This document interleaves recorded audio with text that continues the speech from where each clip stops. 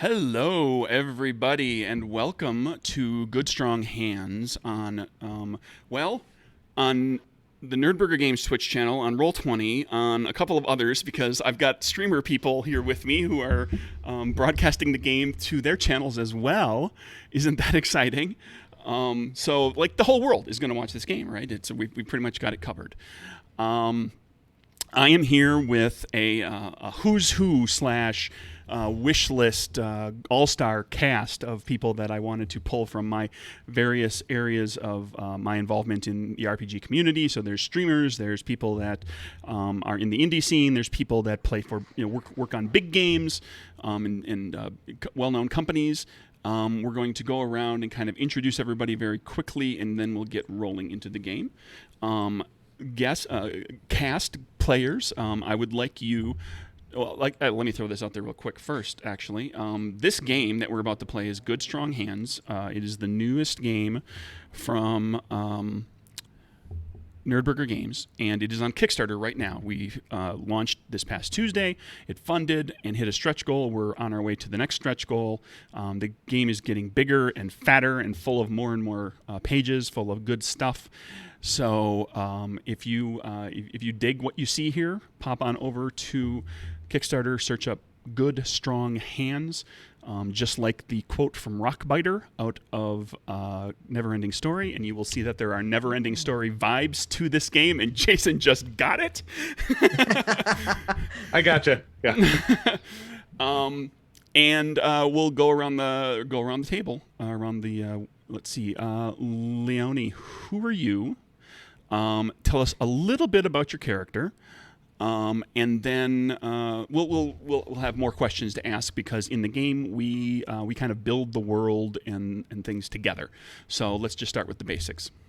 Hello, everybody. I'm Leonie, also known as Glass and Gadgets, creative director of Goldheart Group, producer of Motherlands RPG, and today I am playing KL, who is a sylph. Was that apt enough for you? That's good. A sylph is an air spirit. Correct. Let's go to Jason.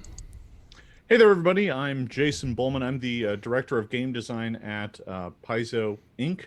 I wrote the Pathfinder role-playing game. Today, I'm going to be playing Varnasalan Ulanthongamus. But since most mortals can't pronounce that, I just go by Varn. Varn the Imp. We'll see how it goes. I'm small. I am red. I am mildly fiendish. Jen, who are you, and who are you playing? Hi, I'm Jen Adcock. I'm a tiny indie game developer. I make games about smooching mostly. Today I am playing Quartz, a stone kin. I'm made of stone, specifically. I know this is going to surprise you. Some quartz. And Aloy. And I'm Aloy Lasanta. I am the owner and director of Third Eye Games, as well as co-owner of New Agenda Publishing. And I've made lots and lots of games. I'm not going to go down the whole list, but just look me up. I've done a ton. I am playing Yolkuna, who is a fawn who is very fond of being dirty. In so far as appearance goes, we have in yet so to far know. as being covered in mud at all times. Okay. Yes. Just question quick? Are any of you do any of you have one of the Twitch streams open somewhere in case somebody says, "Hey, we can't hear you"? You could, Leonie, could you be my co-producer, and just if somebody says, "Hey, what's going on?" let me know, because I'm very bad at trying to multitask all of that stuff. So I'm going to try to focus on running the game. That's the basics. Okay, so Good Strong Hands is a fantasy tabletop role-playing game where all the players are portraying characters who are fantastical creatures living in a world called Reverie. And every couple hundred years, an entity, a faceless, malevolent thing known as the Void, comes along and tries to destroy all of Reverie. And thus far, throughout Reverie's existence, the Void has failed because great heroes have risen up to stop it. We are on the cusp of a new battle with the void as it starts to creep into the corners of Reverie. And it's a question of, will there be heroes this time to save the world again? So every game in Good Strong Hands is essentially doing your part to save the world. And if you play a long enough campaign, you might do the whole big thing where you finally force the void to go away. This is one session, so it'll tell a smaller story within that larger scope. In Good Strong Hands, there's not a great deal of information conveyed about the world. Each of the folk that the players are portraying are given some basic information, and then it is on them and the GM and other players to fill that stuff out. So we've got a Sylph character. What does Sylph family structure look like? What does do they have a religion? I don't know. We'll decide that if it becomes pertinent during the course of play. And I'll have occasionally I'll have specific questions to ask you, and then at other times you can feel free to fill in gaps. If you try to fill in a gap that is clearly filled on my note sheet over here is filled with plot, I'll have you back off of that gap. But for the most part, you should be able to kind of help define the world. The idea being for the game that you're not saving the world that I wrote for you. You are saving the world that you create for yourselves. So we want everybody to be invested and create, in this case, at least a portion of the world. So to start, your characters, they all know each other, and we're going to quickly establish some relationships with each other. If we could go around the horn and define a little bit about your character personality-wise and how they might interact with the group, and what sort of a relationship they might have with at least one other character in the group, and we can have people volunteer. Like, I'm looking for a rival in the group because my character likes to have rivalries. Well, then somebody can volunteer to be the rival, or that sort of thing. So let's go backwards and start with Aloy. Okay. No, I think Iokuna is more, he's kind of open to being friendly with everybody, but he likes to sneak around a lot. That's kind of his thing. He likes to sneak around and jump up from the mud and say boo at people. And that's kind of, that's kind of how I designed him. But he also he's very much about protecting. So while he jumps out and says boo to the normal folk who live in whatever village we all live in, he also is very vigilant about keeping an eye and making sure people are safe. That's also why he keeps hidden, so that even the bad things that might come can't see him. I think we could have a fun dynamic there, because I've written Quartz as being very trusting.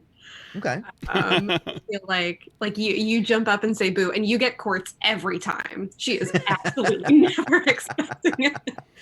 I love it. So you're my favorite Mark. Perfect. So Jen, you've got that.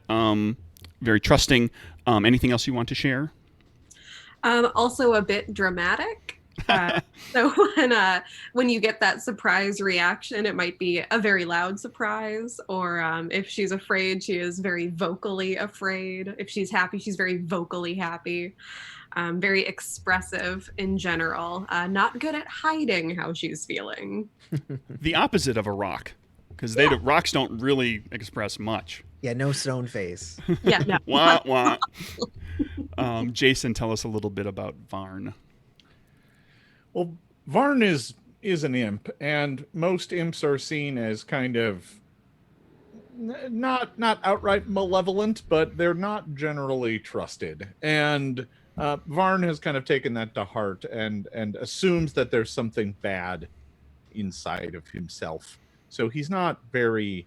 He assumes that that's going to just let other people down. And so he doesn't form very many close bonds, but he seems to be hanging out with everyone nonetheless, like he wants to, but he doesn't trust himself.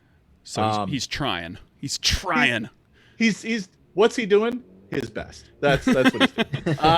But that's about all he's got. And other than that, he's rather charming and witty, but he's a little shy. He kind of hangs out on the margins. Okay. And we may come back to you, but Leonie, you're muted. Sorry, I had my mouse elsewhere, so I had to bring it back. KL is actually a performer. I feel like that the Sylph people are very attuned to the winds, and therefore they have very interesting wind instruments. Therefore, I am playing a charming, spontaneous, fussy diva, as only I could. I have a feeling that with our very muddy fawn, even though I am quite transparent, I'm still real. I don't want to get involved with that mud. So I imagine that I'm just kind of like, you need a bath. And trying to encourage less mud in our lives. What about moss? Is moss a deal breaker? Moss is not a deal breaker. Moss is very beautiful. It's fragrant. It's green. It can even be brown. No, that's completely good. I have a little bit of moss in my beard. Okay, moss is good. The moss Yeah. can stay, but the mud I think has to go. Okay, so does KL with the kind of diva side of the personality, is it she? Yep, she. Does she has she taken anyone under her wing? Not that she has wings; she just flies. To kind of be like, almost be like the assistant or the aide, or like, because divas don't do everything for themselves. Divas, she may have somebody that she can call upon. I'm just thinking maybe. Well, hearing that our dear poor imp doesn't feel good about himself, I think she would definitely try and encourage some inner pride, just to stand up and be seen and be center of the attention. Even though she wasn't asked, but she will probably definitely make it her life mission. Okay, so up till this point, Varn perhaps feels that KL is trying to become his best friend. And you can react to that how you do when we play. So the group of you is traveling to the town of West Edge, which is at the far western expanse of Reverie, and right on the water. And West Edge is notable for an abundance of humans. And now the odd thing about that is that humans are not native to Reverie. Any human who is in Reverie came here from Earth. Much like people do in some of those movies that are the inspiration for this game. So, need to get the chat out of the way here.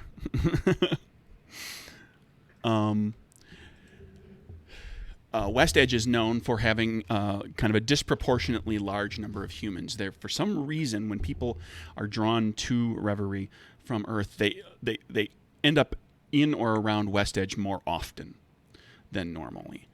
And that means that there's essentially a lot of strangers, a lot of people who don't understand the ways of Reverie, that are also kind of viewed oftentimes by the folk of Reverie as being strangers in a strange land. They are curiosities, but the people of West Edge are known for being very welcoming and trying to help anybody who is drawn here acclimate. And the group of you are on your way. You've just arrived in West Edge. I need to know why might you have come to West Edge? It may have something to do with the abundance of humans. It may have something to do with something else you make up about this town right now.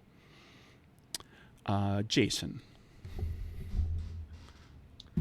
Well, I mean, humans don't know much about imps, so I'm kind of going there because they don't necessarily look down on me. And I hear they make delicious waffles. You've heard the story of the waffle. Yes, there are numerous fauns who have written odes to waffles. Waffles have been introduced to Reverie by a number of humans who brought that great technology, and smiths have learned how to create waffle irons in their forges. So yeah. I don't know what a waffle is. Well, you might find out. I've just heard they're really good, and I want one. Gen Y's quartz coming to. I mean, for the record, a perfectly valid answer is waffles. A perfectly valid answer is because Varn wanted to go. I mean, you all know each other too, so we don't have to have necessarily for unique reasons. It's kind of how you want to play it. Yeah, I mean, I think between Waffles and the fact that humans are just very entertaining, I mean, it's a good draw. All right. Aloy, what about Yolkuna? Well, my cousin actually was the one who wrote the Waffle song. So they're actually wanting to license it, and I'm coming to make that deal with the local bard Okay. for the Waffle song. So we're all about waffles. Leonie, are you on the waffle bandwagon as well, or do you have something up your sleeve? I am not, unfortunately. I don't like waffles. I am actually here because to the northeast is this fantastic crystal forest, and it makes the best wind chimes. Okay, so we're going to go ahead and do a little bit of town work here. We're going to say that for simplicity's sake, the crystal forest comes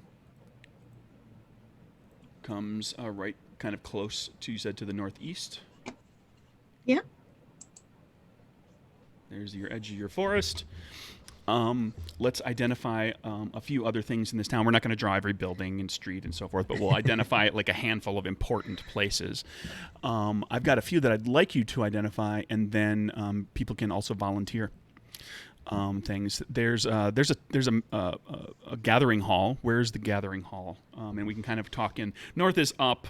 We can talk in reference to where the town square is, where the peninsula is, where the forest is. Anybody who wishes to chime in, where would the meeting hall be?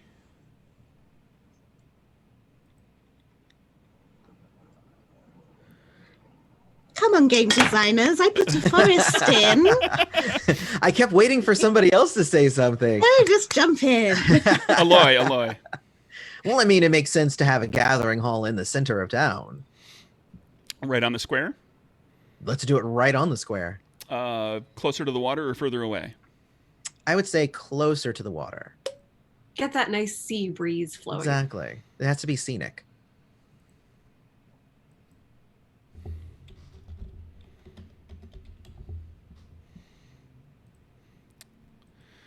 There's your hall.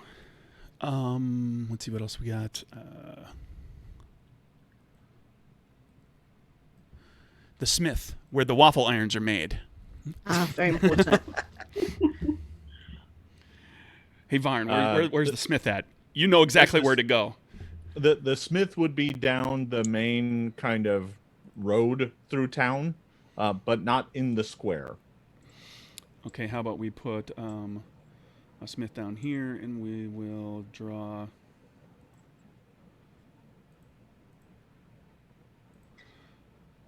the main road that kind of runs along the coast, like so.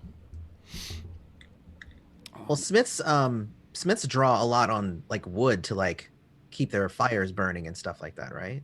When they want to be closer to the forest. Forest is made of crystal. Oh, because the forest is made of crystal. Okay, never mind then. Yeah, you're Tell right. you what, Unless it's special fire that burns crystal, and makes glass. we'll do a road to the east as well. That'll get you to other forests, so it's easy enough to come into town, and get to the smith. Got to find my text tool.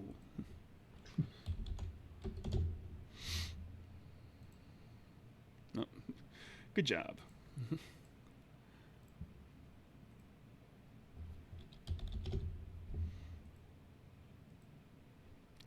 Oh, come on. I've practiced a lot with this. If this was AutoCAD, I would be rocking and rolling. There's let's see what else there is. There's a tower, and I don't know what that tower is, but Jen, where is that tower, and what is the purpose of the tower? I think the tower is on the outskirts of town near the Crystal Forest. It was originally like a clock tower. But instead of doing like your normal, like, 3 chimes, it's 3 o'clock, it has like different little tunes and melodies it plays at different parts of the day. That's now my favorite thing. So we've got an old clock tower, but this one works, unlike in Back to the Future. Okay, what else do we have in the town that's notable? So I actually poked chat for some ideas because Oh, I was sure. I was We I was can- feeling a bit devoid, and we can- chat says that there's a wishing well that never stays full of water. Okay. Let's see, we'll do a little. I don't. Oh, what the heck? Uh, is there a way to Uh-oh. zoom that back? I don't know how that happened. Mouse wheel middle. Is it a mouse wheel issue? That goes up and down. I'm gonna have to get this centered back on the screen. Dang it, nabbit.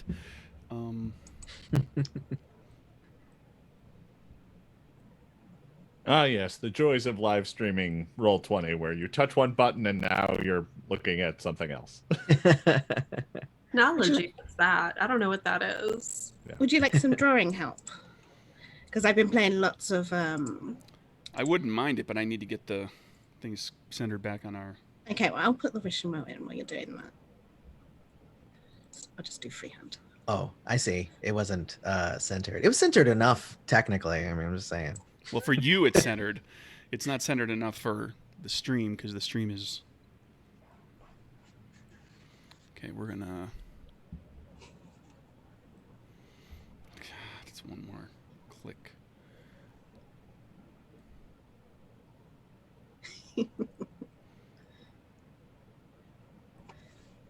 I do like the idea of the wishing well, though. I think that the wishing well should be in the very center of town. And I think that this entire town should have been built around that wishing well as like that's the central structure. That's why people come here.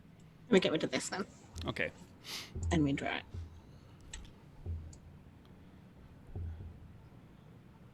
Oh, in the town square or in like the middle of the crossroads? The very center of town, and then everything built out from there.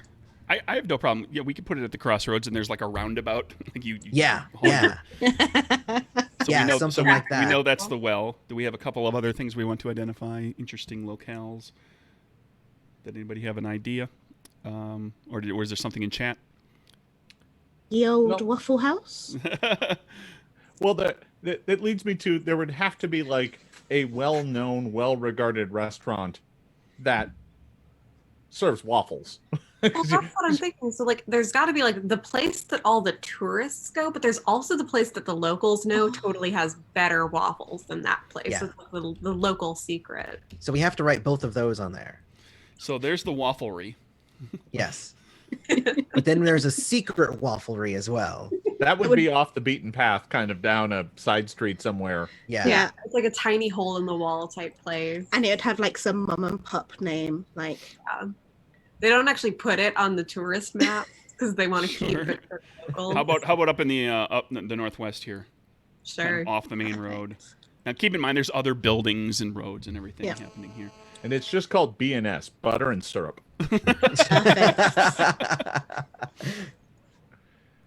Greg, I hope you were planning on a game based all around breakfast food. I got no problem with breakfast food. I'm a big fan of Brenner. Yeah, all right, yeah. Breakfast for dinner. I could do that today after the stream if I wanted to. I have breakfast food in the house. Okay, so, and we can identify other places as we go, should they become pertinent, because we're building the world. So, just like in the movies that this game is sort of based and inspired by, you don't necessarily know what's there until you get to it. So, like a scene might suddenly carry us to a place that's important to point out. So this is the basics of our town with its wishing well that doesn't stay full of water, our old clock tower, and multiple waffle eating establishments. The group of you are in the town, and let's say you are at B&S. You're having and you're having Brenner. You're having breakfast for dinner, so it's waffles for dinner. The evening, the sun is setting, evening is coming up, and the group of you is there. Feel free to set the stage for us a little bit if you would like. You are each served a giant stack of waffles, except for Leonie. What did Kyle order? They have other things as well. we have. I'm sorry, I've never been to a Waffle House. I'm just like, what else do they serve? Well, and you can just pick I just have a cup of syrup. pick a food. I love just have- that. Just a I cup just have of a I just have a cup of syrup. Okay. You order 5 sides of syrup, and they just put it in one big glass for you, one big mug. Layered like a cocktail You have as well. a tankard of syrup. Yeah, and they put different syrups with different viscosities and weights in there so that you'll work your way through. If you're careful how you drink it, you will work your way through different sweetnesses and different berry flavorings and other things. And you're at B&S, which is just butter and syrup.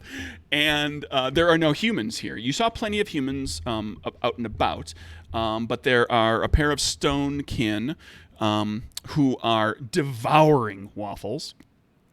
And sort of having a conversation as they do it, but you can't really make out a lot of what they're saying because they're talking while they're eating waffles, and the waffles are flying everywhere.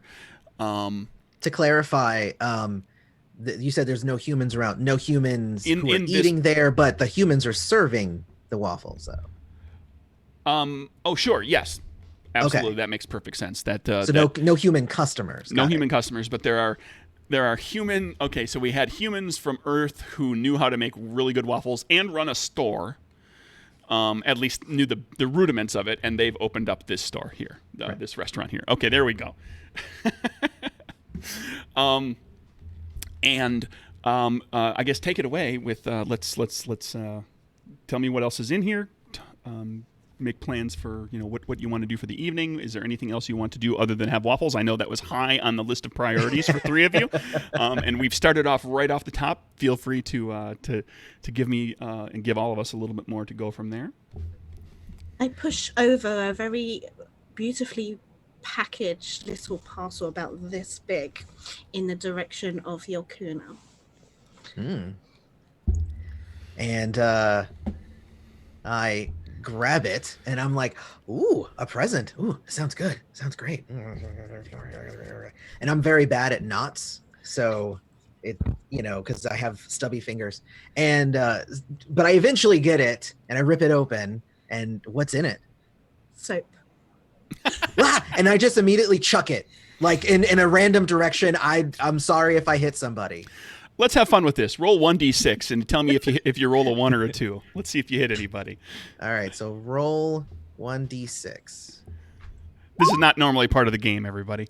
It's cool. This is not I rolled rules. a 1. You rolled Isn't a 1. that fun? All right, so you bounced, and I'm going to say you bounced the soap off of one of the stone kin that are having their waffle dinner and their conversation, and it ricochets off of that stone can and then in the head, and then hits the other stone kin as well, leaving a small smudge of fragrant soap on the forehead of the first stone kin. The second one doesn't get smudged though because the soap was traveling much more slowly, and they both sort of turn to you, and they kind of swivel on their chairs.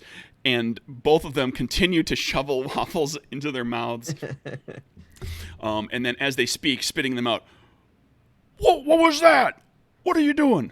And one of them reaches down and picks up the soap and kind of sniffs it.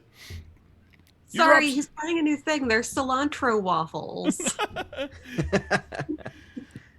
You dropped this, and it flings it back at you. Oh, no. Coming right at you, are you... It's going to hit you. Would you like to just go ahead and get hit, or are you going to nimbly jump ducking. aside? Okay. I'm going to duck. All right, let's do a trait check for that. I don't feel like I am good enough to catch it. 'Cause I also don't want to. Well, if you get a boon on the check, maybe you can catch it. Oh, okay. So here's for this, I assume. Right, and here's the basic rundown for those who are watching as well. You've got 4 traits in Good Strong Hands: body, mind, charm, and heart, and they all kind of are what they sound like. And we'll get into specifics if we need to. But basically, yes, this is a body check, and they're each rated 1 to 4, higher being better. If you when you go to make a trait check, you will roll a number of d6s equal to the rating of the trait in question, in this case, body. And you're shooting for a target number that will be 4, 5, or 6. And you're trying to get that target number or better on at least 1 die. If you fail the check, you fail at whatever it is you're trying to do. I might introduce a complication, and then you mark one skill on a skill track, bunch of check boxes. If you fill up your skill track, you advance your character. So you advance your character by failure. If you succeed with exactly one die, you succeed on the check, and you mark spirit. That's a track full as well. Spirit is a currency that you can spend in game. It'll go up and down. Most commonly, spirit is spent to gain an extra die on a check. You can also spend spirit to power some of your talents. There are certain talents that require spirit. And there's some other things if we get into that. And then if you succeed with 2 or more dice, you do really well. You gain a boon on the check, so something extra cool happens. And then you mark shadow, because in this time of the void's presence, when you are very, very good at something and you prove yourself very, very competent and heroic, you are noticed by the void. The void starts to plant seeds of shadow and darkness in you, in the hopes of tempting you over to help it and become an agent of entropy. So you mark shadow, and if you fill up your shadow track, you gain a corruption. If you gain too many corruption, if you gain all your corruptions and you fill up the shadow track again, your character falls to the void. You can also spend spirit to avoid marking shadow that is gained in this way. So body check. So what's my target number? Target number, they threw it not too hard, so 4. So then I got 2. So then I'm going to mark off a shadow. Yes. So you got 2 successes. That's with a boon. So if you want to catch it, you could. That boon basically the success means you dodged successfully. That's what you're trying to do, and the boon is some other cool thing that you want it to be. Okay. I'm just going to say that I duck, and right behind me was the trash. So it lands right in the trash. So you played goalkeeper, but then you purposely failed to defend the goal. Yes, and just let it go right in the trash. And that gets a big chuckle, and many, many waffle bits spewing out of their mouths as they find that very funny, and diffuses the situation, and they sit back down and continue having their waffles. And it's like flying all over me and everything, so now I'm dirty and sticky, which is fine for me. I don't mind it. That is also how Quartz is eating, to be fair. That's just, So is that a thing? Is that how Stonekin eat? Yeah. They eat like Cookie Monster. I think messy eating is actually like a polite thing for Stonekin. Like, it shows that you're really enjoying what you're eating, and like eating really neatly and tidily is like, oh, this isn't very good. Sure, it's a compliment to the chef. Exactly. When you eat it very quickly and like you like to say with Quartz, very over the top and very big. Yeah. It's like, I'm doing this because it's so wonderful. It's such good food. What's Varn up to as this is all going on? So I'm at one end of the table, sitting on the table, because I'm not very big, right? Kind of smaller. And I'm sitting on the table with my legs kind of around the plate of waffles that are nearly as tall as me. And I'm kind of cutting into it with fork and knife, but I'm also using the tail to pour syrup and just stuffing it in over full cheeks. And big cheeks full of waffle. And I just like, this is great. I can see why humans like this. That's pretty much it. Just feasting on waffle. Just power waffling. Yeah. The group of you hears the chiming of a bell from the west. Well, actually, from where you are, it's kind of from the south. Clang clang, clang clang, clang clang. And that gets the attention of other people who are in the establishment, who hear that bell and immediately look very worried. And you hear one of them say, "The alarm!" And a couple of people get up and bolt out the door. The Stonekin that we're eating, they do their best to kind of take their plates with them as they go, but they are also heading out the door to see what this is all about. As we're leaving, since now we're friends with the Stonekin, might as well talk to them. My friend, what does the bell mean? You said it's an alarm? Yes, an alarm. There's something at the dock. Something that's the dock bells. There's something on the water or at the dock. Something bad. Perhaps trouble. Something sinking. A boat on fire. Who knows? well, yeah, let's head out there. But waffles. I will pick up both of our plates of waffles to bring with us.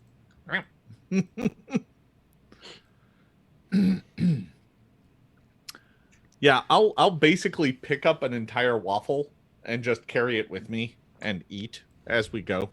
So I've drawn a few docks, Okay. right, kind of in that little harbored area. And the group of you head out, and you see that there are a good number of folk on the street who are heading in that direction, but also a good number who look to be taking cover, like they're and that this is not out of the ordinary. You've seen this sort of thing before. Not like if there's trouble, the whole town doesn't suddenly go to deal with the trouble. Like the people who Right. are prepared for that go. Other people don't know exactly what it is, so they just make sure that they're safe. Like families are being escorted, children and families are getting together and being escorted. They're going inside their homes. There's probably some people who are assembling at the hall, and the group of you starts making your way down to the dock. Anything in particular you're doing on the way, or are you just straight away? Oh, I think want to see what it is. clang. I'm very curious. Clang, clang, Yeah, I think I'm going just straight there. clang, clang. But I'm also kind of going as much as not on streets as possible. Like, since we're kind of up, I would probably try to take a side road or something like that. Sure. I mean, Not be obvious. and being a kind of a medieval style town, this is not a gridded community, Right. despite the two crossroads that we've drawn here. So it's easy enough. Like the shortest route there, you can hear the sound where you want to head in that direction. So it's going to be down this road. Here's an alley. Around this building. Like it'll be like a ziggy zag kind of route, and you make your way. You get to the out to the dock, and you're kind of emerge from out within the buildings, and the sheds and barns and so forth, and you see out onto the water as the sun is setting that a heavy fog has rolled in into the bay, and seems like the whole western edge of this map is fogged over, but the fog is purple, and it's pulsing. Oh, it's pretty. It's getting darker and then lighter and darker and lighter. And as it goes, you're watching just for over a short period of time, it feels like it's getting closer. Is that supposed to happen? I'm looking to townsfolk nearby. I'm like, is that normal? There's a red cap who is looking in this little short elfin red cap with a not wearing a cap, actually has a scarf that's all just deep red as if it's been dipped in blood continually, wearing kind of simple clothes but then a massive pair of iron boots, and holding a hammer, and wearing an apron, like a heavy leather apron, like a smith's apron, looking out at the fog and saying, "No, that's not normal at all. Not at all. Not at all. Not normal. There's something coming. There's something bad. This might be the beginning. It might be the beginning again. I knew it. I was hoping I wouldn't see it in my lifetime, but I think it's here." I fall to my knees. I knew it. This always happens. I'm not allowed to be happy. And have just waffles. This is my fault. I summoned this. Ah! And I pull the waffle. Another waffle off my plate. When you say "I summoned this," you get a couple of looks from people nearby who kind of, nobody like immediately starts to like tie you to a post and set you on fire, but you get a couple of sidelong looks. And the red cap starts to kind of swing his hammer, kind of at his side, like he's like he feels like he looks like he's getting ready, like he feels like his whole body is tensing, like he knows something is about to happen. Wow. You mentioned the beginning. What is the beginning? The beginning. It's been a couple centuries. You know the stories of the void, of the troubles that come where reverie almost dies, where things fall apart, where towns burn, people die, a whole mountain range disappears. You've heard these stories, yes? Yeah, the stories you tell children to scare them to being good. Be good or the void will get you. That's what my mother used to say. Sometimes parents tell stories that are true to scare their children, and rightfully should be scared, I would think. If this is the beginning, if this is something like that, this night, there will be terrible things this night. And he starts to not run, but he starts to make his way back along the main road, and he says, "Time to gear up, time to get ready. Where's my apprentice? Where? Corgan!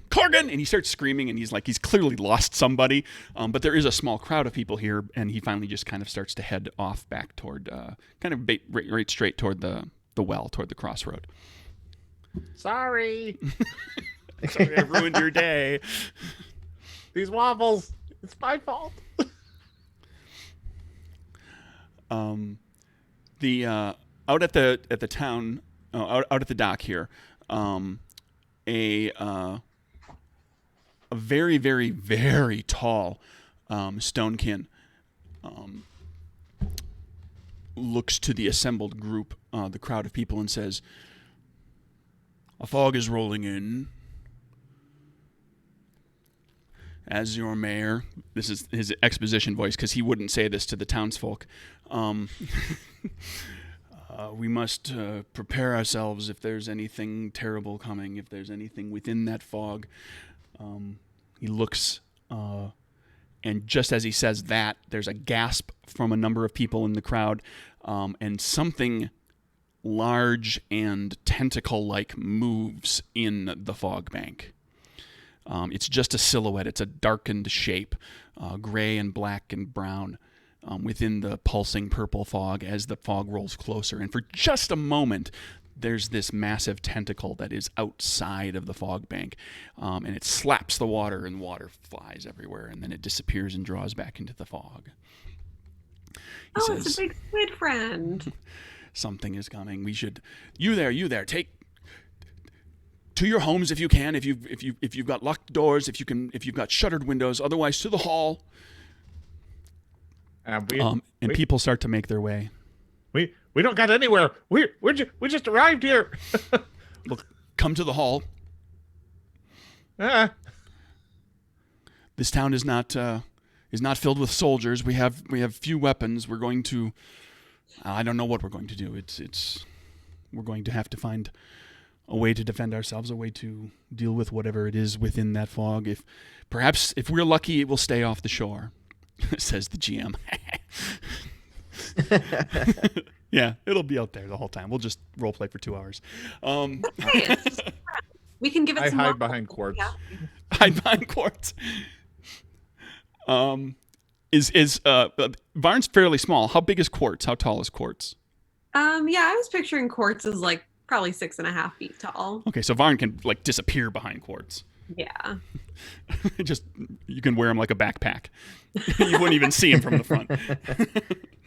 Here, carry my waffles.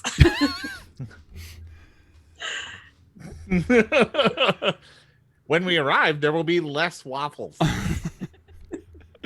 My arms got tired. I had to put them somewhere. Easier to carry in my belly. Yes. So what do you do? You see a number of people that head out. There's some people that are staying to they look like they're trying to batten down and secure the boats. Nothing here is big. There's no galleons or anything like that, but there's fairly large fishing boats. Okay. All right. So you've got maybe a dozen people that are securing boats, basically making sure they're tied off, making sure hatches are closed, sails are down, nothing's gonna mess around with the boat. And then many of the people head back into town, some toward the hall, some off toward other places.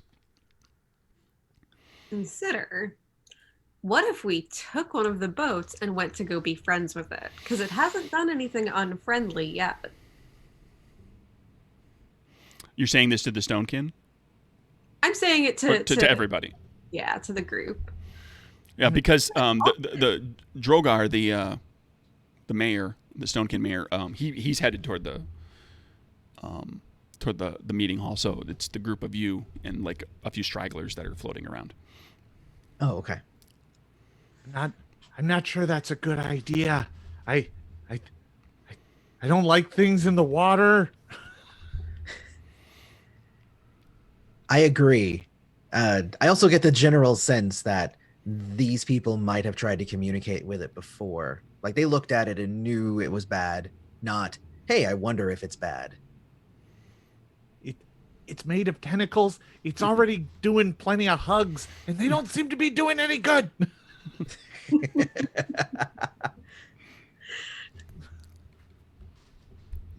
Yeah. But if there's nothing, I guess if there's nothing to like actively engage with here at the docks anymore because everybody's kind of gone, Mm-hmm. And the mayor is headed to the hall, probably to give some sort of speech or to use the hall as a secondary place for people to batten down, I assume. That would be, both of those would be reasonable. If he's a Okay. halfway decent mayor, he's doing both of those things. Okay. So I assume that the mayor knows more. So I would be going to hear more from the mayor. Yeah, we should go to the hall and see what we can find out from the locals. Off you go to the hall, and you make your way down that main road in over toward the hall. And I'm going to say, Kael. Am I saying that right? Matter. Yeah. Both pronunciations. Imaginary east person. on the west. Say how you want Yeah. to say it. Kael, you look just before you enter the hall. You look back, and like the fog has pulled a weeping angel on you. It was out in the water a little ways. You made your way away from it, and then look back, and it is right on top of the boats. And a tentacle comes out, and the handful of people are getting away from the boats, and a pair of tentacles comes out of the water and grips one of the boats and snaps the mast off of it. Like each of these are just like single mast fishing boats, and just grabs the boat with one tentacle and grabs the mast and just snaps the mast off of it, and then throws the mast out into the water, and it kind of disappears into the fog. Okay. Now that the water is almost entirely covered in fog. So this thing is completely shrouded in fog, correct? Yes. I have a talent called the Four Wings. Mm-hmm. Can I spend a spirit to... So if I choose one, do I get to choose one each time, or do I just choose one forever? You choose one forever. It's like, what wind Okay. are you? Oh. And if you want to make that choice now, that's fine. I don't care. Okay. Well, I'm just gonna choose one. I'm gonna go with easterly winds. Okay.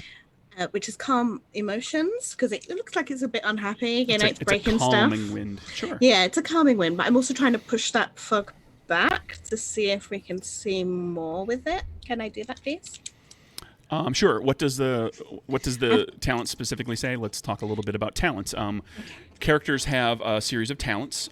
In the case, everybody has one talent that always has a choice involved. So there's like essentially sub types of your folk. In the case of the Sylph character, there you can be one of the four different winds, and you have an ability dependent upon which wind you are associated with. Yeah. So I am associated with an easterly wind, which is calm emotions.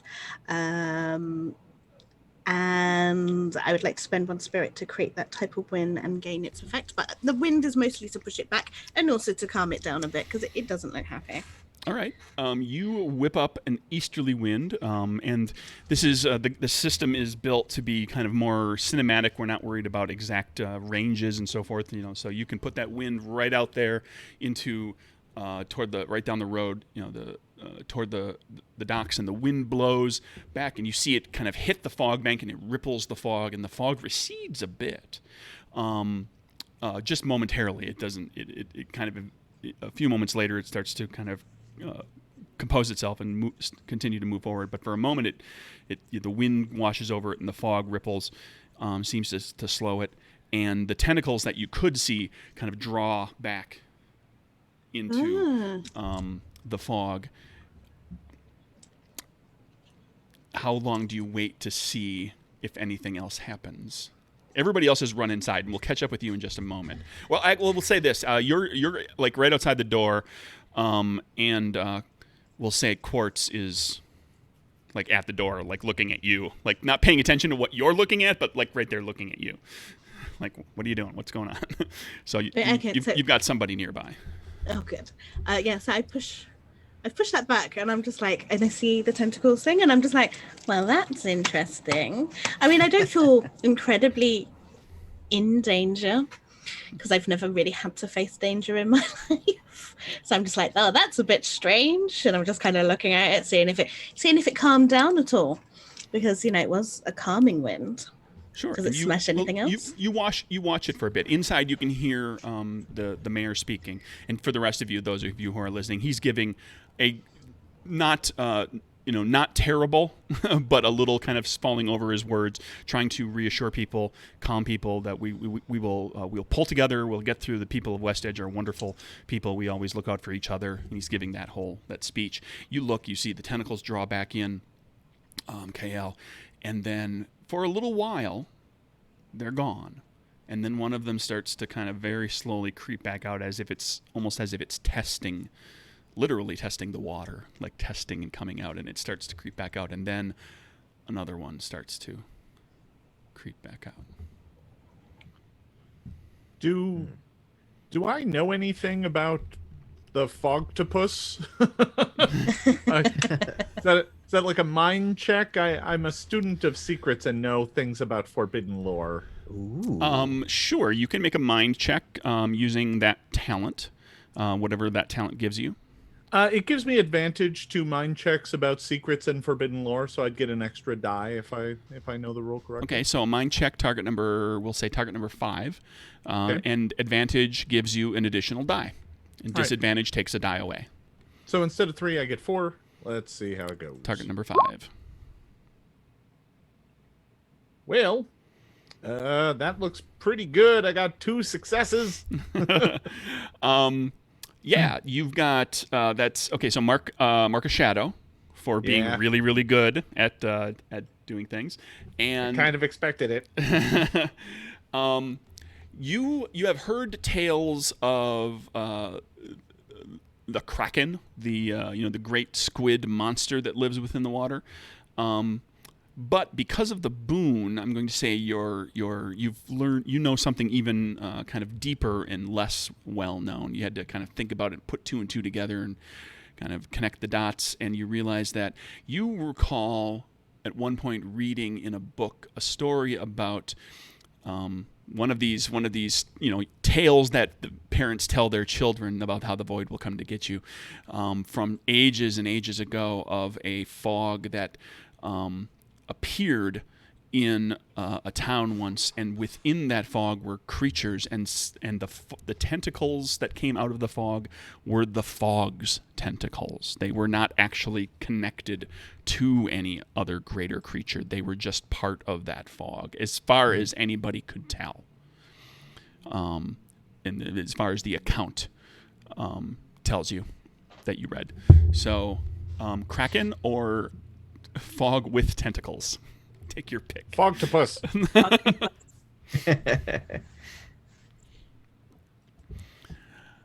And inside the assembled masses, there's about 24 people in the hall. The mayor has just finished up his speech. A couple of people leave the hall for places unknown. The others kind of huddle together. They find places. People are locking doors. They're flipping tables over against doors. Flipping tables. Just kind of like taking two or three tables. Like it looks like 3 tables, and they're sending them on their side and kind of creating a place in the middle of the hall where there's a few children. They put the children kind of hunkered in amongst the tables, protected by the tables. There is a you hadn't been in the hall here before, and it finally dawns on you. There is an old woodkin in here. This woodkin is a coniferous woodkin. They have needles and cones on their on their body, but a great many of the needles and cones have fallen off of them, and they're not around them right now. They're just not there. You would expect there to be more needles and cones, and this is a sign of a woodkin who is very old. They're losing their plumage, so to speak, their needles and cones, and so when this woodkin becomes nearly to the point of death, they will be down to very few, and they are helping get the children safe inside the tables, and every movement is very creaky and slow. And now that everybody's just kind of waiting in anticipation, and the mayor has stopped speaking, you can hear the woodkin creak as it moves, and you notice that its feet go through the floor.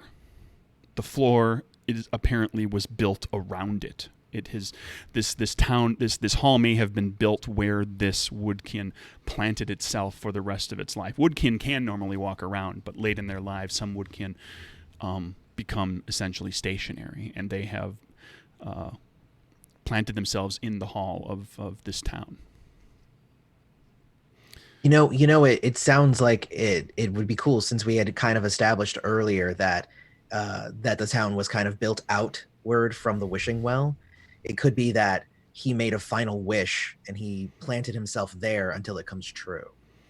That's the lore. That's what you've heard. Yeah. I like that. So it seems like this person has been here for a very long time. I don't know how long, but maybe they know a bit more than everyone else about Fogtopus problem. All I know is that he probably isn't going to get pulled away into the fog and disappear because he's rooted to the ground, so I'm going to hide underneath him.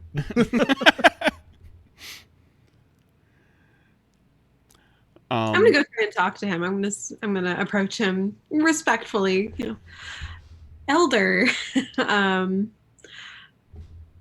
you seem very, very rooted to this place, to this town. Have you seen anything like this happen here before? He says, I have not seen it. And I'm going to speak a little more quickly, but the voice is very slow and very creaky. I have seen such things before, but not here. This town is too young to have seen such things the last time the void was here. I witnessed the void in my younger days long ago. Escaped with my life. Lucky I was. I was very lucky. Do you know how it was defeated then? Varn, student of secrets, how is the void defeated last time? And this can be a metaphor. This can be like just, basic information. A bunch of heroes finally brought the dawn. The story goes that when the void was well entrenched in its attempts to destroy Reverie, that it blotted out the sun. And in order to save Reverie, to vanquish the void once and for all last time, a group of heroes returned the sun to the sky, brought the dawn back. There are varying stories about how that happened. Some say a magical ritual was cast, that these were ancient magicians who did this. Some believe that there was a quest, that that these heroes were set upon a quest to retrieve an item, an artifact of power that would reignite the sun, that the sun had simply been blotted out. And there were some, we'll say, Kael, the story is that the sun was blotted out by clouds when the void came to the world last. And it was the combined efforts of many sylphs who summoned their winds at the same time and blew the clouds away so that the sun could shine through again. And when that happened, when the sun came out for whatever reason it was, a number of different stories behind it, that was how the void was weakened enough and then driven out. But we only have one sylph.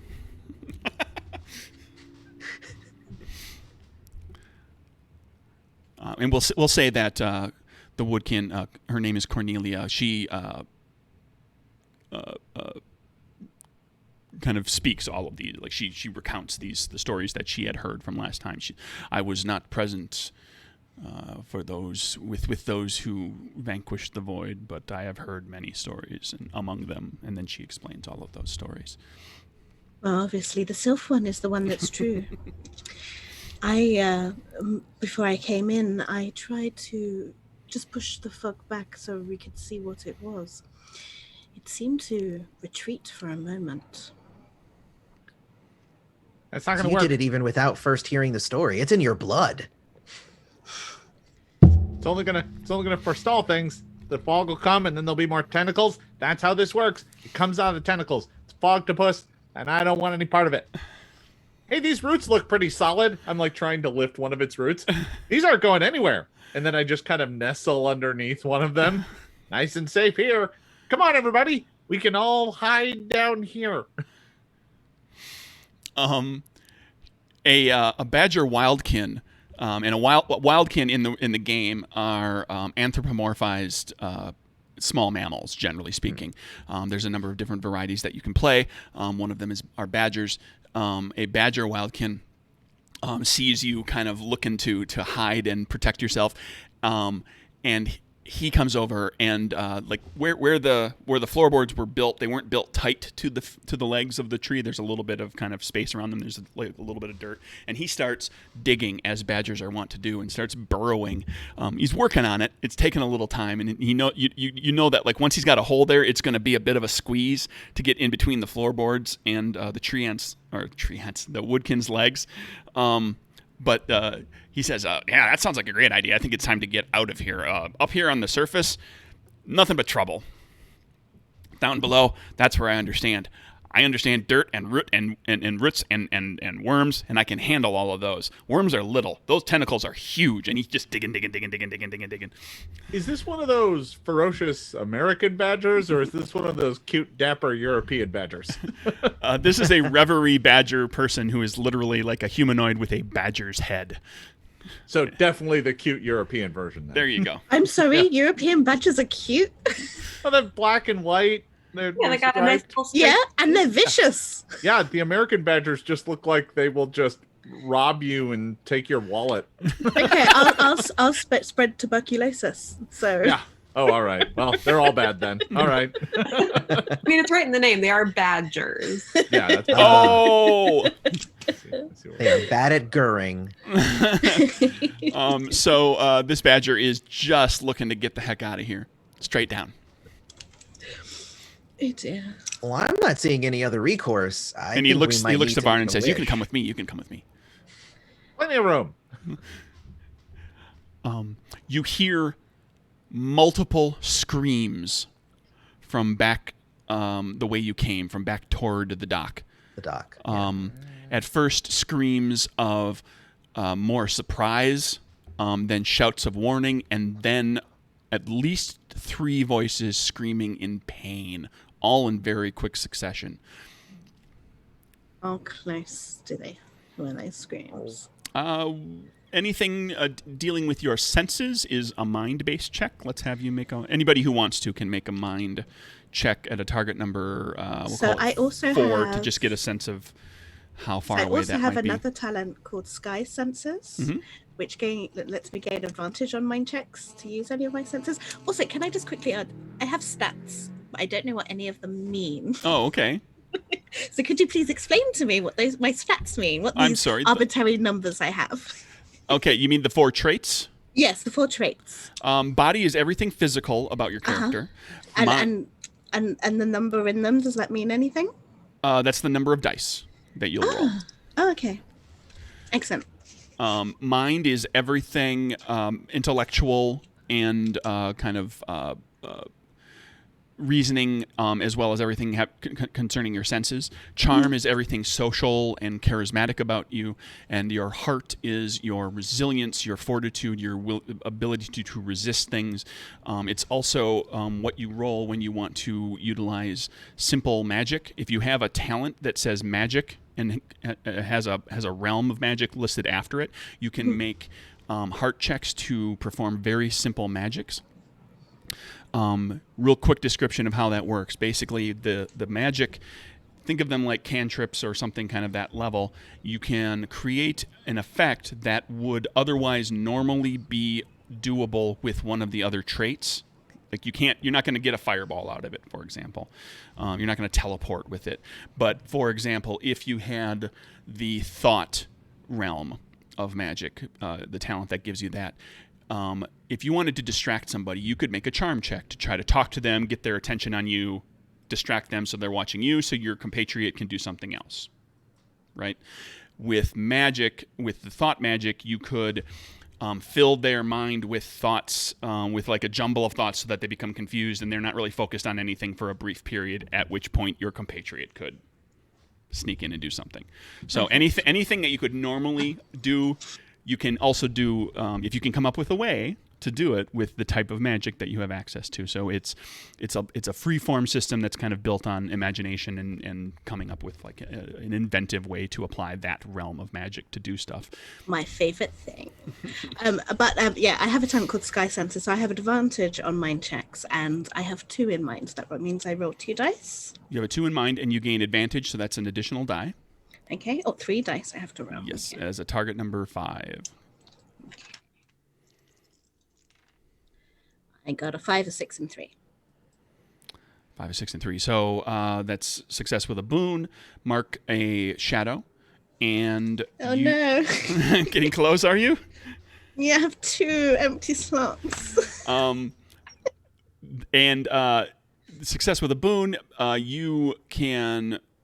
That's like halfway to the dock. Those screams were halfway to the dock or closer. They were very close. And with the boon, we'll say that you picked out. There may have been more, but you know for sure there were at least 6 voices.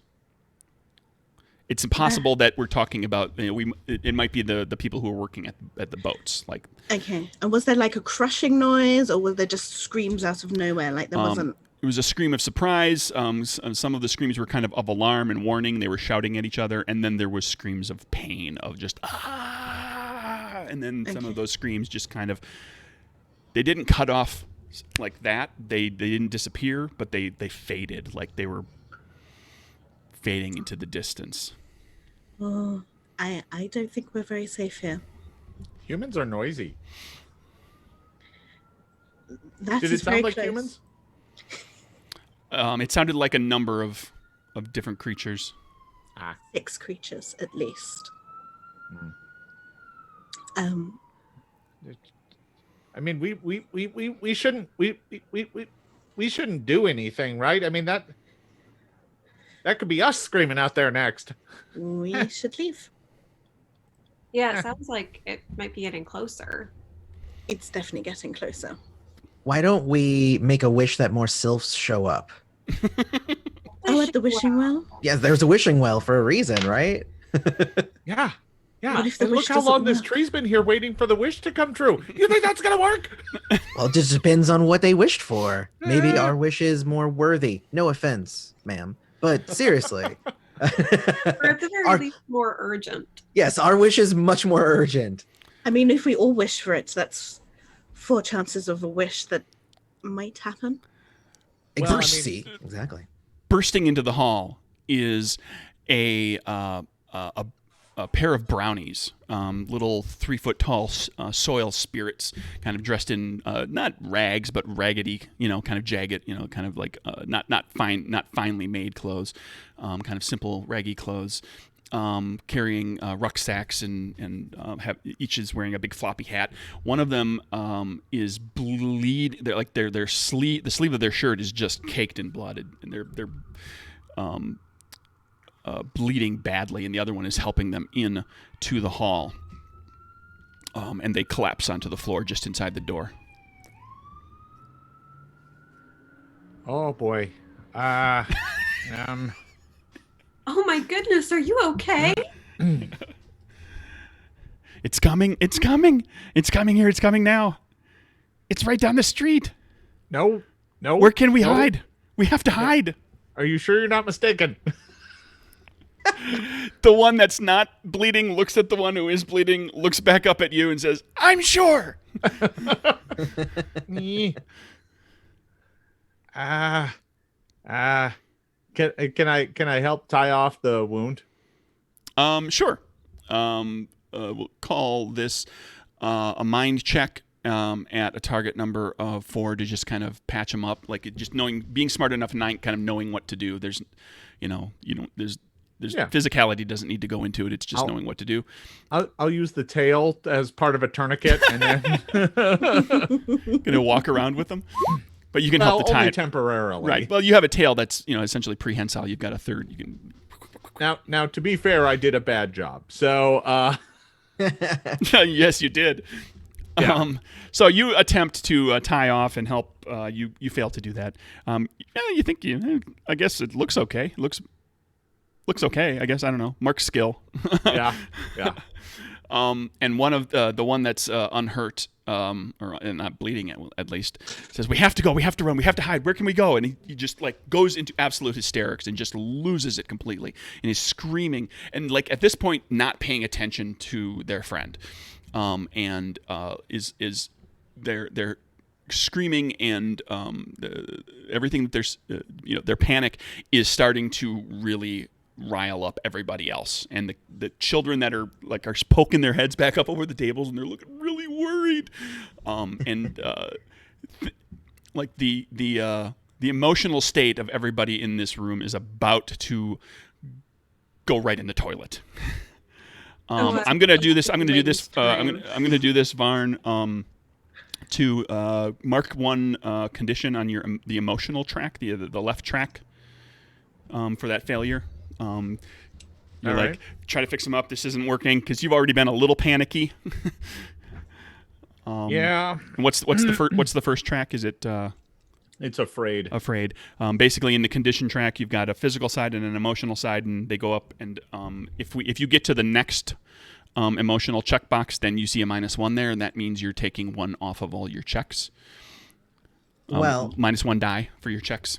since Yeah. it seems like everything is going down and we're about to lose and whatnot, I start singing a song of bravery, and I'm going to instill the emotion of bravery in everybody here.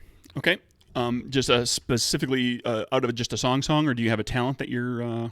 Oh yeah, I have a talent. I'm a fawn, so I can. Let me get to that real quick on my sheet. I am using the. Come on now. It's not. All right, I'll use my thumb. Expert performer. Choose one. I chose singing. I can spend a spirit, which I just erased, to execute a perfect performance on a chosen type and instill an emotion. And it says 1 target, but can I spend multiple for the same song? I'll let you spend additional spirit per one spirit for 1 target. An additional spirit gets you 2 more. An additional spirit gets you 4 more, and so on. If you want to spend, depending on how much spirit you have, and if you want to spend that much, but there are about 24 people in this. Well, I only have the 3. You could try I'm gonna to spend all 3 you could and try to affect the people that are clearly the most Right. upset. So that's 7 people, right? Sure. Yeah. So you said 1, and then 2, and then 4. So 4. that's 7 total. If you want to so throw 7 throw total all of your the spirit people into it. here. Obviously, are trying to affect the people who are most affected, and also maybe some people who would be most useful to fight against the thing, even though there's no really fighters here. But that's what I'm doing. Sure. So you take a quick scan. You find people that look panicked, but also look like they might be able to take care of themselves, along with the 2 brownies and probably the Stonekin Mayor, because it's probably a good idea to have him level-headed. And so those 3 plus 4 more, and you sing a song of bravery. What's the title? Stonekin Mayor even sings a verse for me. Like he takes over the song. Like he gets so inspired. What's the title of the song? The Fogtopus won't rain-a-puss on our paradopus. Oh, so you're improvising, and then Yes. the Stonekin comes in and freestyles right along with you. Excellent. Mhm. Multiple humans in the group are like, wow.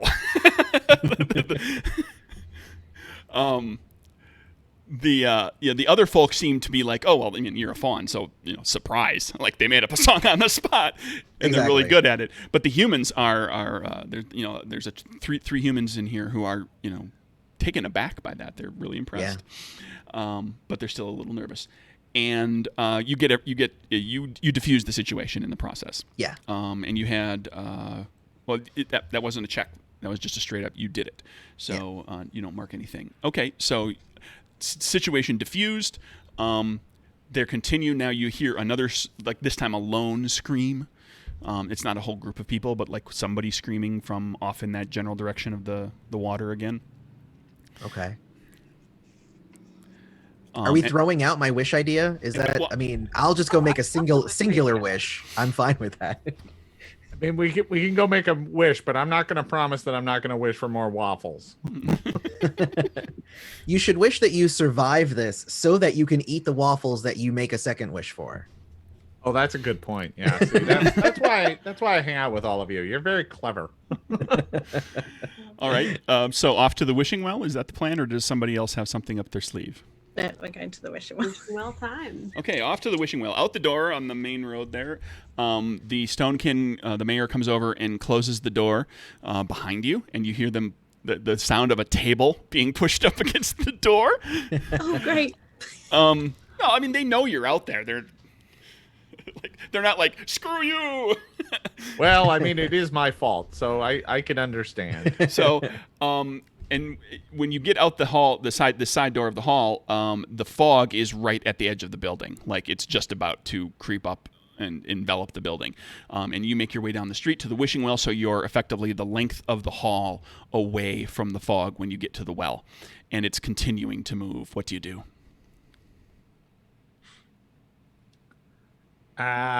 Does anyone got any coins? Well, let me ask this question, since we're inventing the world as we go. Coins, certainly in a wishing well. Is it customary in our version of Reverie to throw anything else into the well? Are there other things that are worthy of being thrown into the well for a wish? Anything of personal value, I would say. Is it believed that it seems like, but let's confirm it with you, that if you put in something of personal value, that probably has a better chance of helping than just a coin? Like if based off a myth that I read a long time ago, like this once very vain woman had very long, beautiful hair. She cut off her hair to sacrifice. It worked because her hair was the sacrifice because she was vain. So yes, personal value, sacrifice works best. But coins are good too. I think the Treekin probably used a copper coin. That's why it's taken a while. The Woodkin may have only done a coin. Hard to say. You didn't delve into it, but yeah, wouldn't be surprised.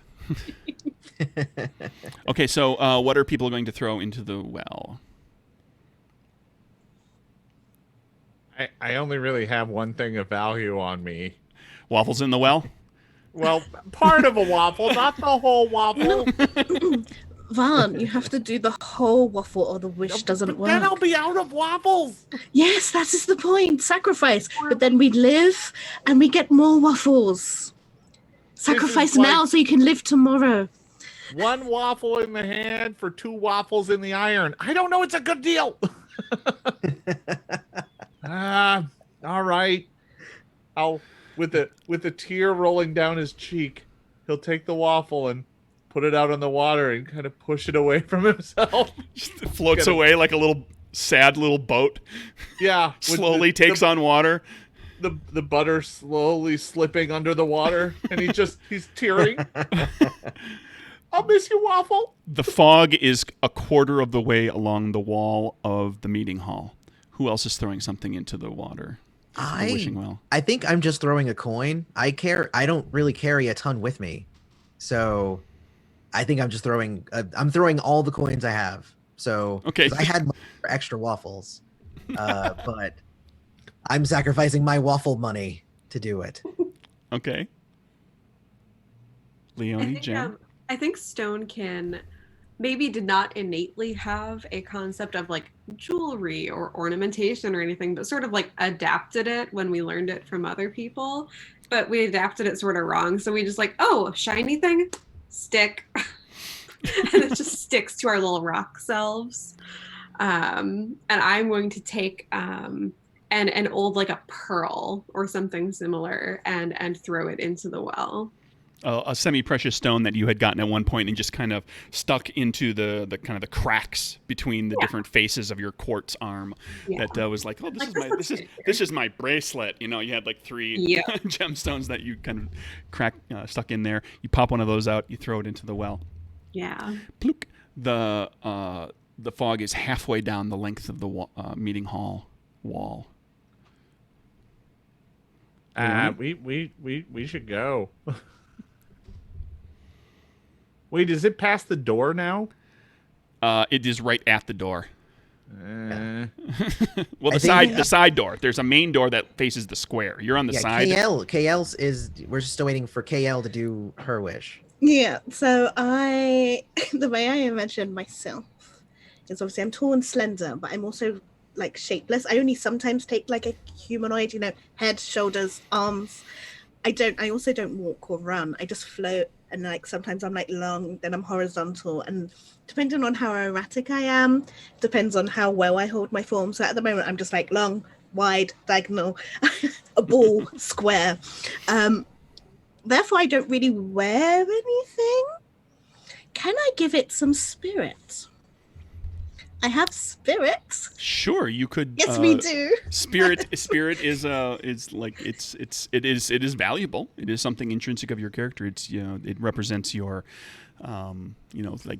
your force of will, extra effort, kind of your essence, so to speak. Yes, I would like to give the well some of my essence. How much spirit are you donating into the well?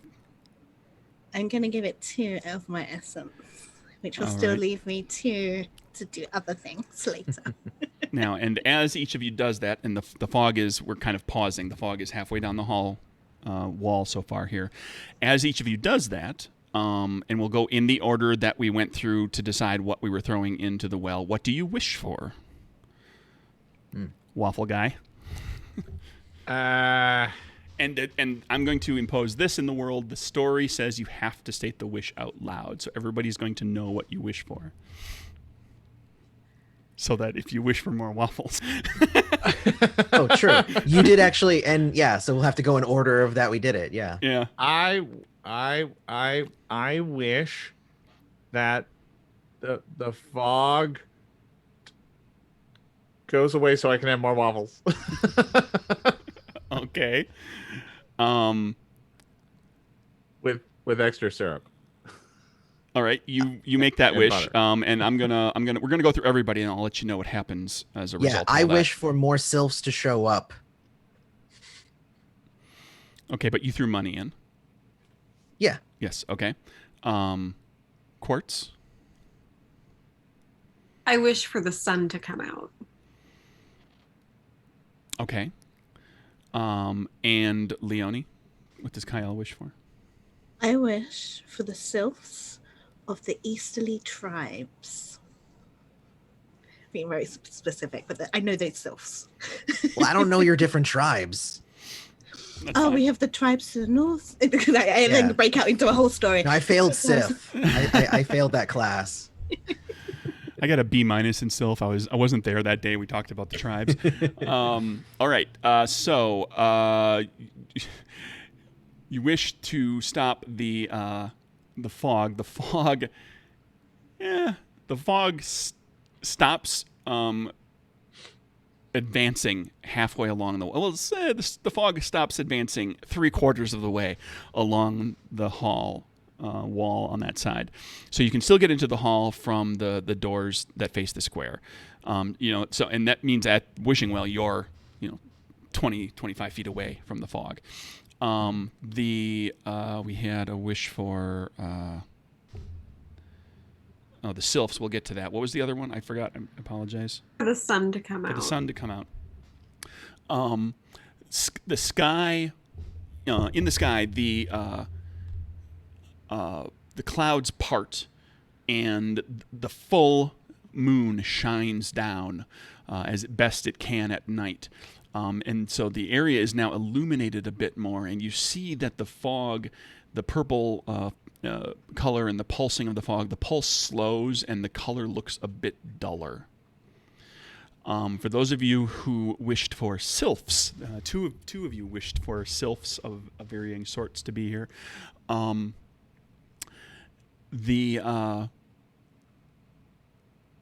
A trio of sylphs, and you can identify them immediately, Leone, as being of your tribe, of the easterly tribes, comes flying out from like kitty corner across the square, and says, "We could see the fog from the tower. We were up in the tower. What is?" And they look and they see this fog that's just boom, boom, boom, boom, boom, boom, purple and malicious, and there's shadowy things moving behind it.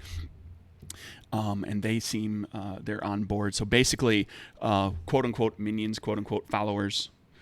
So you can decide what you won't have to make checks for them, but we'll just kind of define what they do. You've got these three to kind of keep track of as well. Aloy, the fog has stopped moving, and from within the fog, a tentacle comes out. And it is holding the body of someone, a bipedal body. They are lifeless. They are hanging limp in this tentacle's arms, and it throws the body all the way over to right in the midst of you into the wishing well, and it is the body of a very, very dead sylph. And we're going to take a little break. And we'll pick up from that moment in maybe 5 minutes or so. Oh my goodness. You just make a wish for the sylph. You don't know. I have so many questions. All right, quick, let's go have a break. So I'm going to click us onto the bye-bye screen, and we'll take 5 minutes. It'll be 5 minutes or so. We'll find out. 5 minutes or so, and we will be back.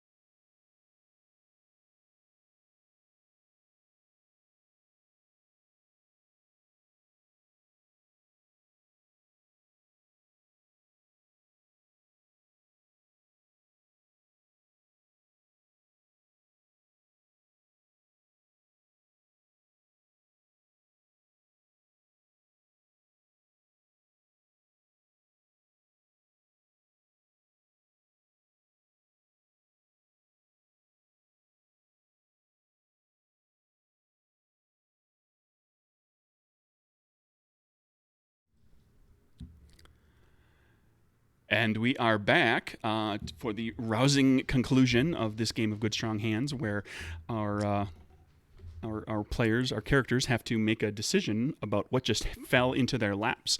Just a quick note, we'll be probably wrapping up the story in about an hour, but I'm going to hang around briefly afterwards if anybody in the chat wants to ask questions about the game or the Kickstarter. I'm happy to do that. Leonie has volunteered to play co-producer and help to monitor the chats for those questions, and then I can just talk. So if you do have any questions, you feel free to get them ready, and we'll have them ready to, type them up in a Word document and have them ready to just copy paste, so we can have all sorts of questions. So anyway, the group of you got your wishes, got some things that happen. There's as with wishes, sometimes things are a little more mysterious. You've got a lot of self that showed up, but one of them is very, very dead and was thrown into the well. And the question is, does the fog know how to make a wish? That's a very good question. We don't know the answer to that. That's not a sacrifice for the fog, though. I know the answer to that. That's true. It's not a sacrifice of value, so it's at best like throwing a coin in the well. So you've got 3 sylphs with you now who are essentially there to help with whatever Leonie, with whatever Kyle wants them to do. And the fog appears to have stopped advancing, but it's still right there, and it's not far away from you. The tentacle throws the dead sylph into the well. Splash, water everywhere, a little bit of blood. Yolkuna gets drenched just from the angle of everything, and now you're clean, getting cleaner by the moment as all the dirt and muck that normally is on your body is getting washed off of you. And looking into the fog, you all see not tentacles, but something up in the air, something flapping. And they're getting bigger, and they emerge from the fog, and they are great, beasts that are a cross between, they have great big bat-like wings, but insectoid heads and very long stinger tails. Each of them is about the size of, their body is about the size of Varn. So not as big as a human or our stonekin comrade, but pretty good sized. And they're huge. I believe 2 of you will take particular note, Varn and Kyle, as they flap their way toward you. The moonlight that you have called upon, because you couldn't get the sun, but you at least got the moon for now, has helped to illuminate. And you see that as their wings flap, they are reflective. They are like mirrors. You can see briefly as the flapping wings come down, they kind of reflect the moon up above, and then they reflect the buildings around, and they reflect the fog behind them, and they come flapping and flying up on top of you. 3 of these things. And we are going to essentially be into an action sequence. It does not have to specifically be a combat, but it often is.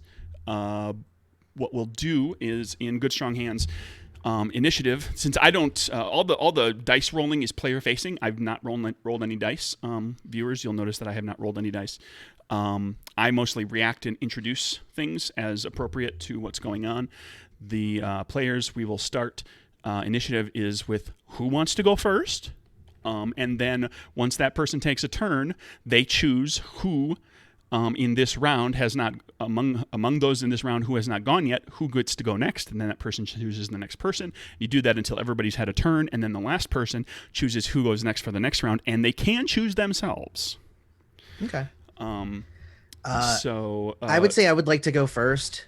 Given that you're nice and clean, because you triggered one of my fears. Yes, and so I assume you did that in order to introduce, hey, this is how the mechanic for fears works. Yes, those of you who have been kind of hit with a fear, you suffer disadvantage as long as you are struggling with your fear. And what does that mean? You must find a way to overcome the fear one way or another. We kind of decide that in story terms. For your character, I suppose getting dirty again would probably go a long way to overcoming the fear. You don't like being clean. You feel exposed. Yeah. For those of you dealing with mirrors, it might be if you get away from the mirrors, obviously, that would help. if you can break or otherwise prevent the mirrors from being reflective, or somehow, like in this case, it's a monster that has kind of mirrored wings. If you were to defeat one of them yourself, that would go a long way toward overcoming the fear, at least in the moment. Like the fear of mirrors and the fear of being clean and your other fears are there with you. They're deep seated. They can change over time, but you'll at least defeat them in the moment. You'll find strength in the moment. Gotcha. So is Yolkuna going first? Anybody else going to challenge for that? Because we can roll dice to challenge, but otherwise, I mean, essentially, I'm going to go find dirt, so I'm not going to be totally active. You at this avoid the creatures entirely and just take a turn to go roll around in the dirt. Yeah, that's my kryptonite. I mean, it's like you're going to send a kryptonited Superman in to fight a bad guy? No, he has to get rid of the kryptonite first. Well, you're not exactly Superman, but let's not overdo it here. I have an inflated sense of self. That's okay. fair. That's fair. You are playing a fawn. Okay, so who's next? Who goes next? Aloy, you choose. Oh, that's right. Yeah. KL can go. Thank you, because I also have had my fear triggered. It being mirrors. Given that I am shapeless and formless, I don't like looking at my own reflection. It's very unsettling to see transparency being reflected back to me. And actually, what I would like to do is I would like to start to scream and fly around in circles to create a cloud of dust. You're going to create your own fog cloud, sort of. I am. I would like to use obscuring cloud, please, as one of my talents. All right. So you're going to kick up dust and fly around very quickly and hide the group of you as best you can, and hide me from the mirrors. Yes. Is that's a straight up just you do it, or is there a check involved? Yeah, it's just a straight up I do it. Okay, so you zip around in a circle, kick up a bunch of dust and debris, and who goes next? Catches in your throat, clearly. The creatures continue toward you, but they seem to be like they were kind of beelining toward you, but now they seem to be kind of like once they get to the cloud, they start to they're flapping, they're looking, they're moving this way, moving that way. They're trying to figure out exactly where you are. They are getting confused by this. Out of Varn and Quartz, would anyone like to go next, or should I just pick randomly? I'll go next. Okay, Quartz, you can go next. Cool. So I have a talent called Gentle Nudge. I can cause a minor earthquake. And I would like to try to knock the fogtopus away from the gathering hall, try to get sort of away from the building. Okay, create some instability in the ground, and the fog is on the ground, so perhaps this will do something, sure. Yeah, and that's just a spend one spirit to do that. So I'm going to mark off a spirit. You create a rumble in the ground. The earth shakes. The meeting hall shakes a little bit. All of you sort of this actually helps Yolkuna a bit because and Kael is helping Yolkuna as well, because now it's kicking up more and more dust and dirt, and it's getting you much dirtier, much faster. And this is continuing to slow the bat-winged, the mirror-winged creatures. And then I guess that means it's Varn's turn. So I have a very important question to ask about the fog's advance, because I also wished for Waffles here at some point in time. Now, is the fog consuming BNS? Do we think BNS is in trouble? Because it's much closer to the shore. If the fog rolled up kind of equidistant from the water, then yeah, BNS is covered in fog right now. But the wafflery is still outside the fog down here. Some of the wafflery might be okay. Their waffles. Was a cursed wish. You've heard a lousy Waffle House. You've heard that their waffles are good but not great. Yeah, mediocre waffles. That's what I traded. That was the price I paid. So do you spend your turn complaining, or do you complain while you're doing something else? You can spend your turn complaining. Well, I complain, and then, I don't want to be anywhere near these bat things. So I am going to use a talent of my own and turn into a frog. Okay, so as an imp, you can choose animal or human as an alternate form, and you're Yeah. able to whichever one you choose, you can pick a number of forms equal to, I believe, your heart. Yes. Score. And I can turn into a frog and something else. But right now, I'm turning into a frog, and I'm going to hop into the wishing well. You hop into the wishing well on the waffle just as it's completely submerging right next to the dead sylph. It shall be my waffle lily pad. And the wow, the batwing things come rolling up on top of you. They have a hard time getting to all of you, but they're going to attack. And that when that happens, it's actually, since you make the checks, it's going to be body checks to dodge from everybody. However, you're all going to gain advantage because of the cumulative effects of the earthquake and the water, or the cloud of dust and everything that's making it harder for them to get to you. And So us who are at disadvantage gaining advantage just puts us normal again. You're going to be, because of the cumulative effects of everything that's been happening. We're kind of starting on the next round here.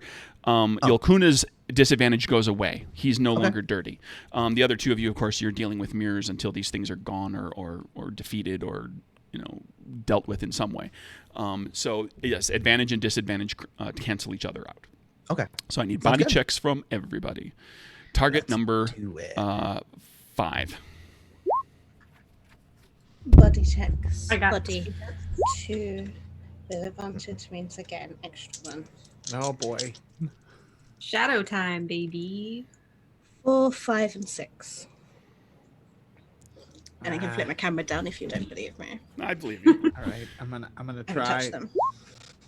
I did not make it. Nope.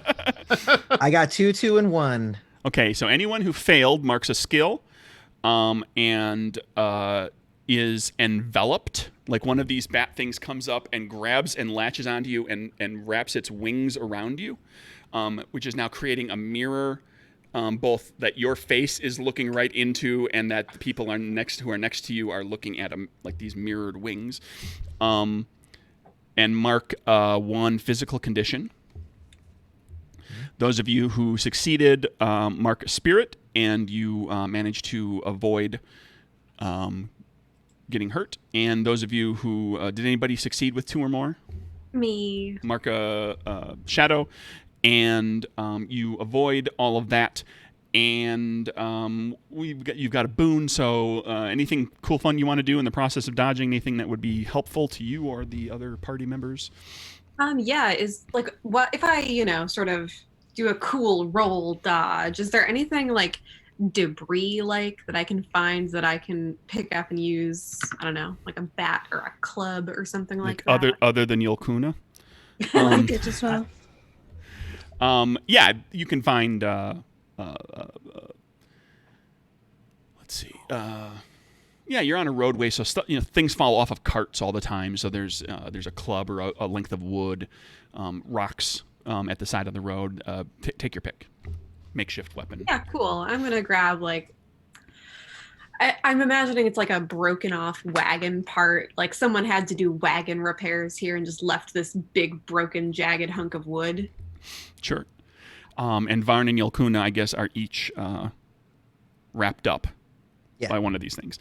Okay, so who went last there? Varn went last. Varn, who goes first in the next round? I'm in deep trouble, so I'm actually gonna go first. I need to not be in here anymore. Am I completely surrounded, or because I was on the water? Well, you're a frog, so this thing is like lying on top of you. Like you're getting submerged. I forgot you were a frog. Yeah. So I am going to But you are a frog, so you can swim like a frog. So you could get out from underneath it if you can kind of get away from it. Yeah, that's what I'm gonna do. I'm gonna pop down underneath it and swim through the water to get out of the other side of the pond. We'll have you make a body check. How does that sound? You've got a high body score. but with advantage, because as this thing lunged at you, you suddenly turned into a frog. So it's not really grabbing onto you as well as it could. It's just kind of covering you up. Yeah, advantage is good. Alas, I'm still at disadvantage because of all the mirrors, and I don't like to look at myself because I'm horrible. Okay, so it's just a straight up body check. You could spend a spirit to gain a. For the record, when you spend a spirit, it is gaining a die on your trait check. It is not called advantage, so you can actually gain both. You can gain advantage and also spend a spirit. Oh, we're totally spending a spirit. I need 2 dice. Little tiny frog, great big bat thing that wasn't prepared for you to turn into a frog. Target number 4. Yeah, I'll flip the waffle over and swim underneath. Like a pool toy. Sure.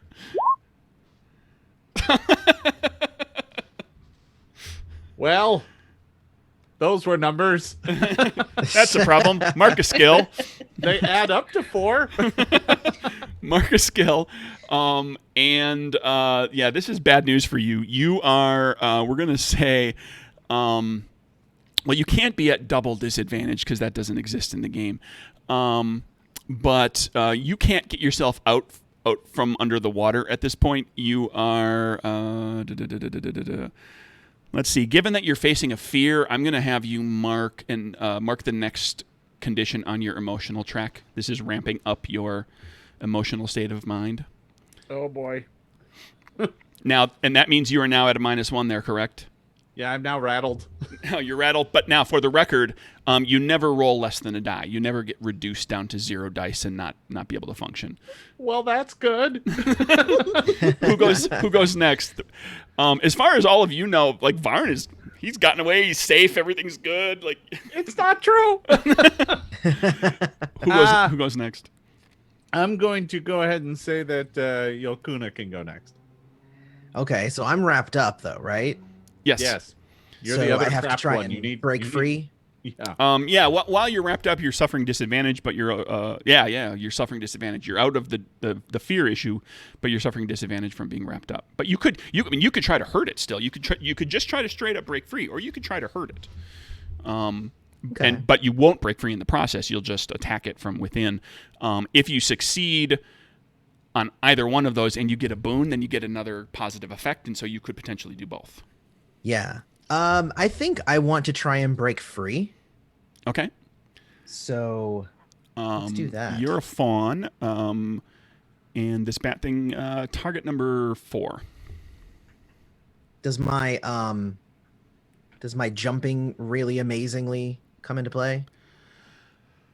'Cause I have that as a talent. Right. If you wanted to like jump into the side of a building in the process, to kind of help kind of shake it free, you kind of, basically where you are. The meeting hall is very large. You know roughly where it is. You could like just toss yourself into the side of the building. I was actually thinking of jumping into the fog. To see where, you can do to that see where too. the root of the tentacle is coming from. You're welcome to do that. Okay. And you said it was target what? Target number 4. Oh, then I got 2 then. Okay, mark Shadow. Shadow. And you launch yourself with this mirrored thing in toward the fog. Now, you're trying to break free, so you successfully break free. You got a boon. You got 2 successes, so that's a boon. So what else? What did you want to do with that boon? You could hurt it. Let's say my jump incorporate an attack into it, or you could do something else. I would say that like my jump from the tentacle, it's like one of those Superman when he launches off and the ground craters underneath him, but I did that to the tentacle. Okay. To the bat thing.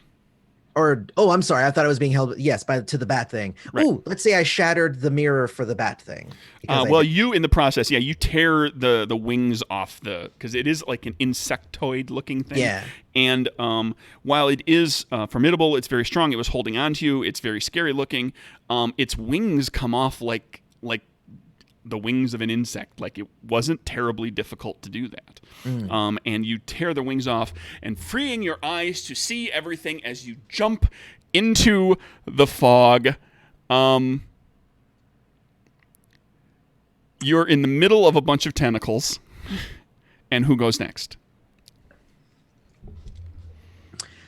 I'm gonna have my friend Quartz should go next. Because I'm sure that Quartz has now seen the thing that I just did and is like, oh no, I must shave him. That's what I'm hoping, at least. Yeah.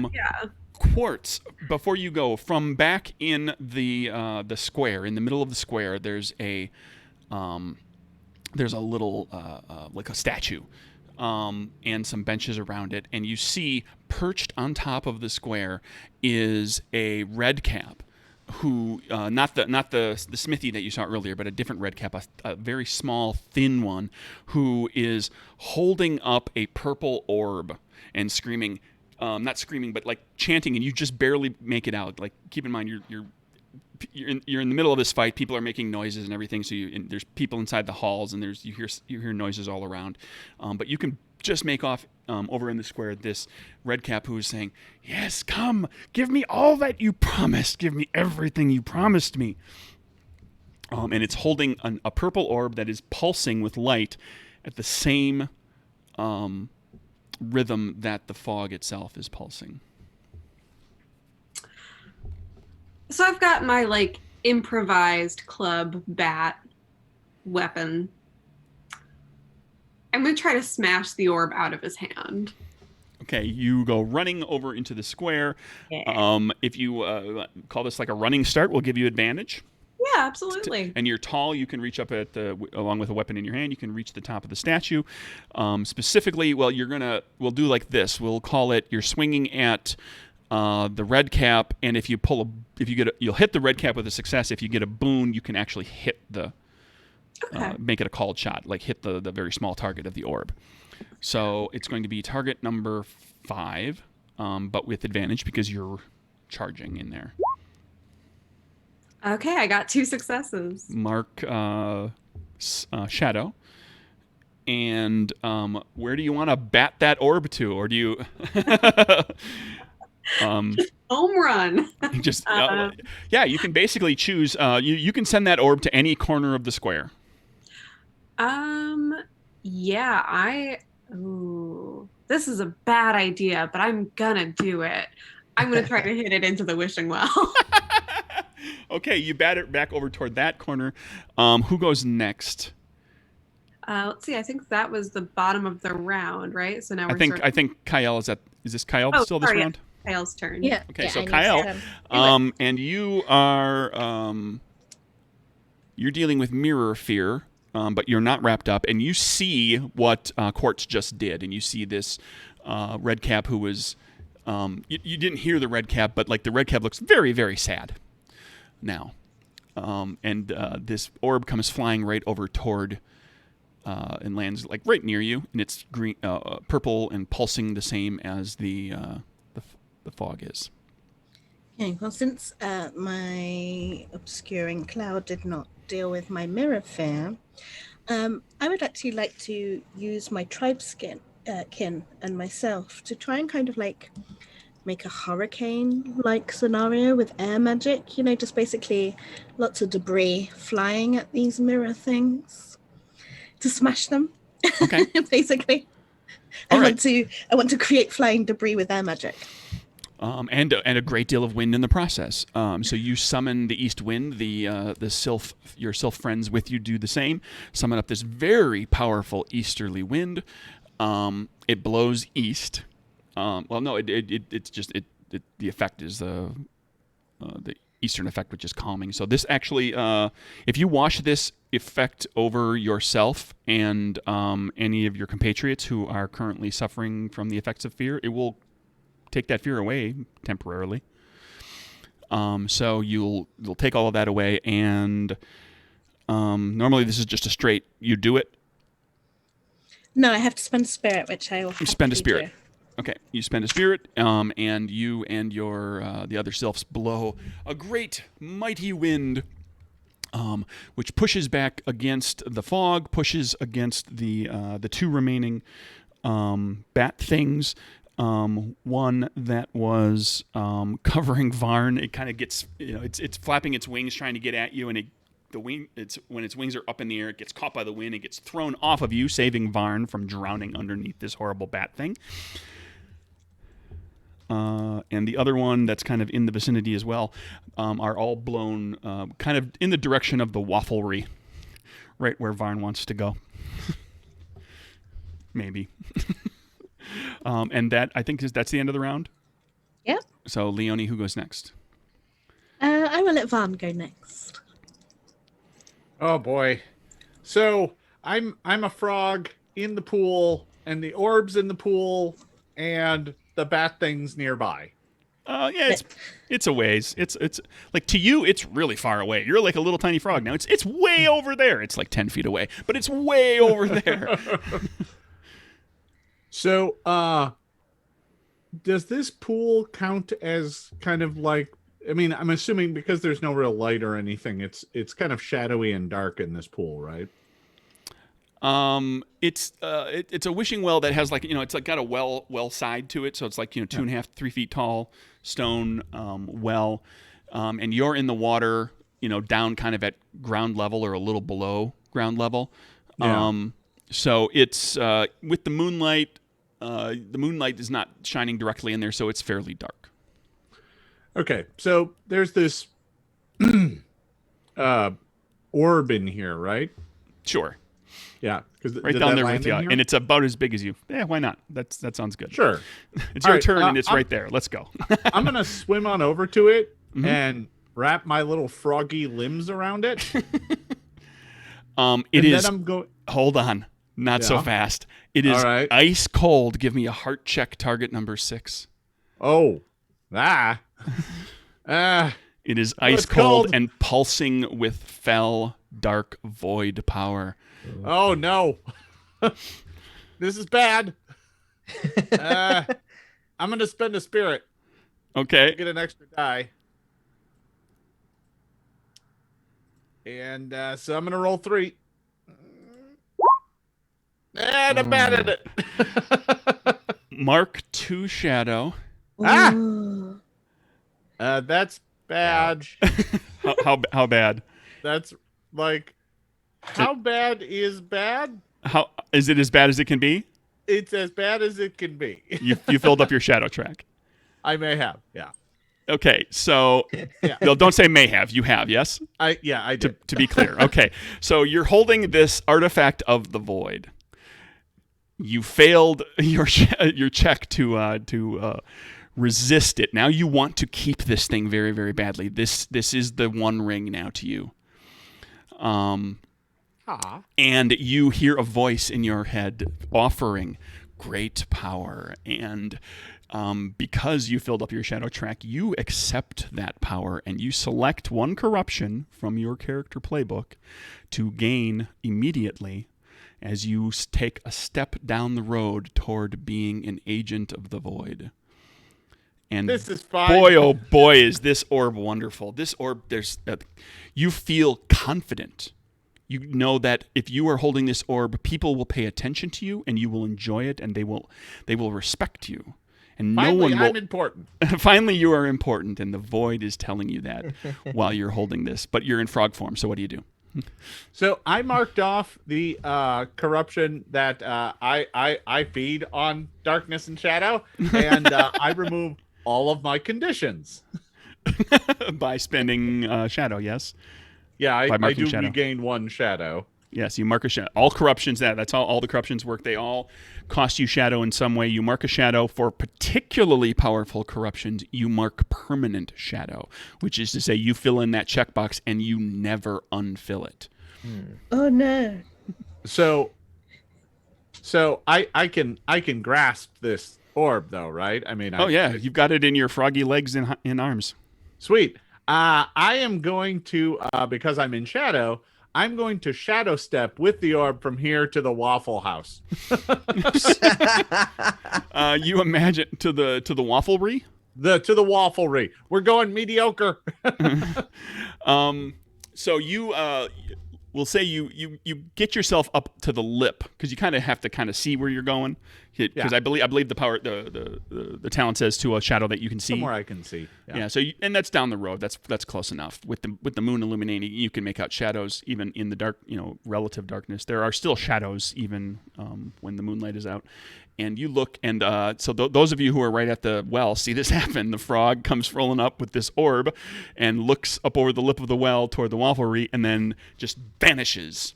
But now, if it had just been the frog vanishing, you wouldn't have known where they went. But they're holding a pulsing purple orb, which is now down by the wafflery. Gotcha. Who's next? I'm still a frog. I'd turn back into an imp, but that's probably more than I can do in a turn. No, actually, let's see. Your ability, does it have an A in parentheses? No. Any ability that has the letter A in parentheses, that's an action. It requires your action for the turn. Any of those other things are effectively free actions or part of your movement or things like that. So, yeah, you can instantly transform. I'll pop back into being an imp, but that's probably more than enough for my turn. Sure. Moving around, grabbing stuff, and Yeah, you were empowered. You're empowered by the void. You can do a bunch. So whose turn is it? I'm gonna go ahead and say it's Quartz's turn now. And now the red cap on top of the statue has launched himself down off of the statue and is bolting in the direction of where you batted the orb to, not knowing that the orb is gone. I am going to try to catch him and restrain him. Okay. Sure. Unless you have a talent kind of trick up your sleeve, excuse me. There'd be a body check. Yeah, I think probably just a body. And I'm going to give you advantage on that because they are they're completely not paying attention to you. They're not defending themselves from anything. They're just screaming, "Mine! Mine!"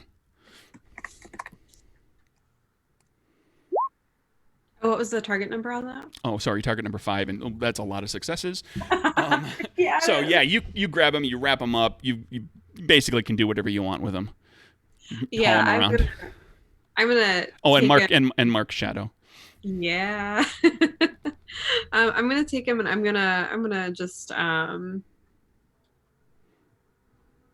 imagining I'm holding him by his collar, and he's still just trying to run, but I've just got the. Oh, sure, it's a cartoon. You pick him up by the scruff of the collar, Yeah. and his legs are just. Yeah, it's absolutely that. This is a fairy tale style game. That is absolutely what it looks like, and it's like little bells sounds, and yep. So you can basically take him right over to the well. You've got him under control, with that boon, and you're so much bigger than they are. Who's next? Does that put us to Yolkuna? I think we started. Yes. Okay. For this turn. You're the last one. Yep. All right. I'm the last. I didn't have a turn. You said I Oh, could yeah. pick. Neither of us have had turns. Oh, I'm sorry. Okay, either one of them. Sorry, my apologies. I was thinking Leonie started the round. I just picked someone. I was the last person last round. Gotcha. You said pick someone. Picked Van. Van picked My Quartz. apologies. No problem. So, Quartz, Jen, where do you want to put it? Back to Leonie Yeah. Let's see what KL does with with her team. with the team of sylphs and. I always end up with NPCs. So you've got this. This great wind that's A-team. that's wreaking some havoc with the bat things. They haven't since you got kicked up this wind. The bat things they've been dealt with, the ones that were accosting individuals, but they haven't really tried to advance onto you anymore. They're the wind is keeping them at bay, and the fog has stopped advancing. Period. Okay. Let's push them back. That's what I would like to do. Gonna just keep on the wind. Yeah, but we're going to push them back. We're going to push them back into the fog, and then my next turn will be pushing the fog back if I can. Okay, so Until I run out of spirit. sure. You push them, continue to spend a spirit, continue to push them back into the fog. The bat things are, unless something strange happens, the bat things are effectively out of the story at this point. They get pushed back into the fog. They kind of disappear into the purple mist. Does that mean I'm no longer afraid? And then whose turn is it?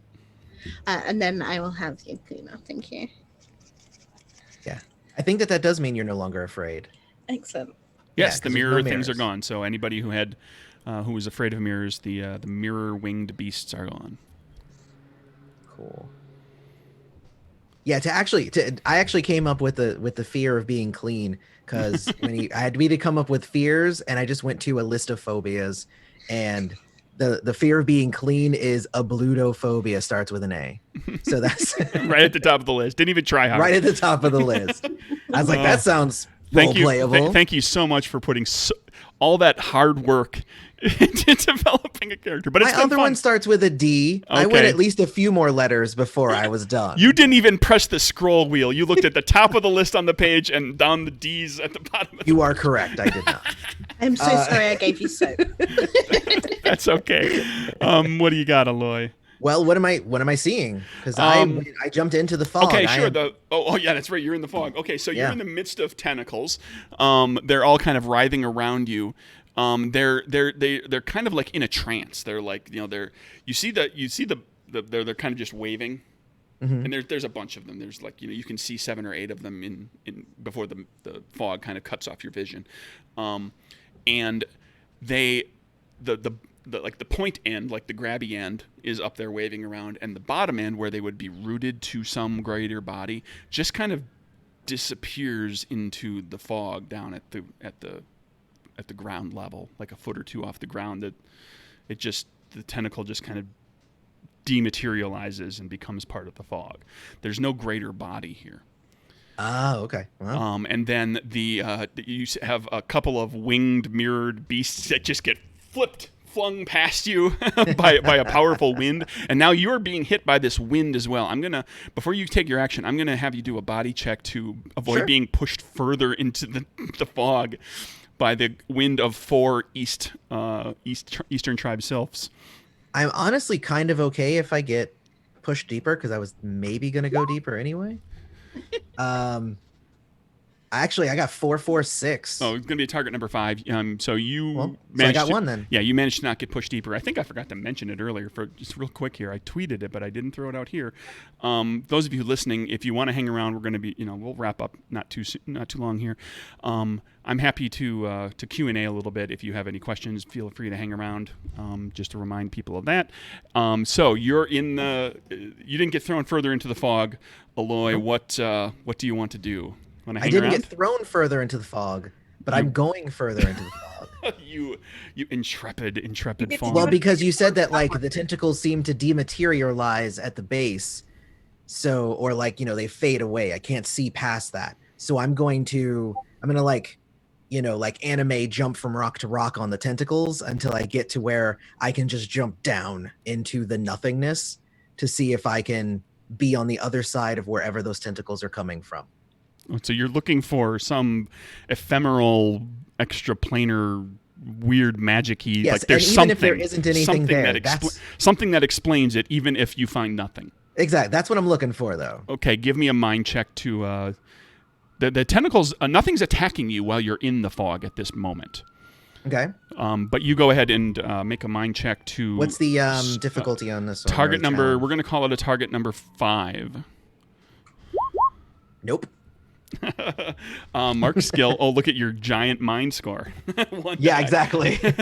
Yeah. Yeah, you just haven't found anything in particular, but you're now kind of further into the fog. Okay. Who goes next? We're back up to the top of the round, so you can pick anybody. Let's go back to KL. Oh, okay. I've only got 1 spirit left. Let's try and push the fog back. It isn't advancing, but let's see if we can push it back with Strike Team Sylph. I love it. love that. That's it. All my spirits gone. More wind. More wind. More wind. More wind. More And you wind. push against the fog, and with continuous effort on the part of you and the selves, the fog begins to recede. At least where you can see it here, right near the meeting hall.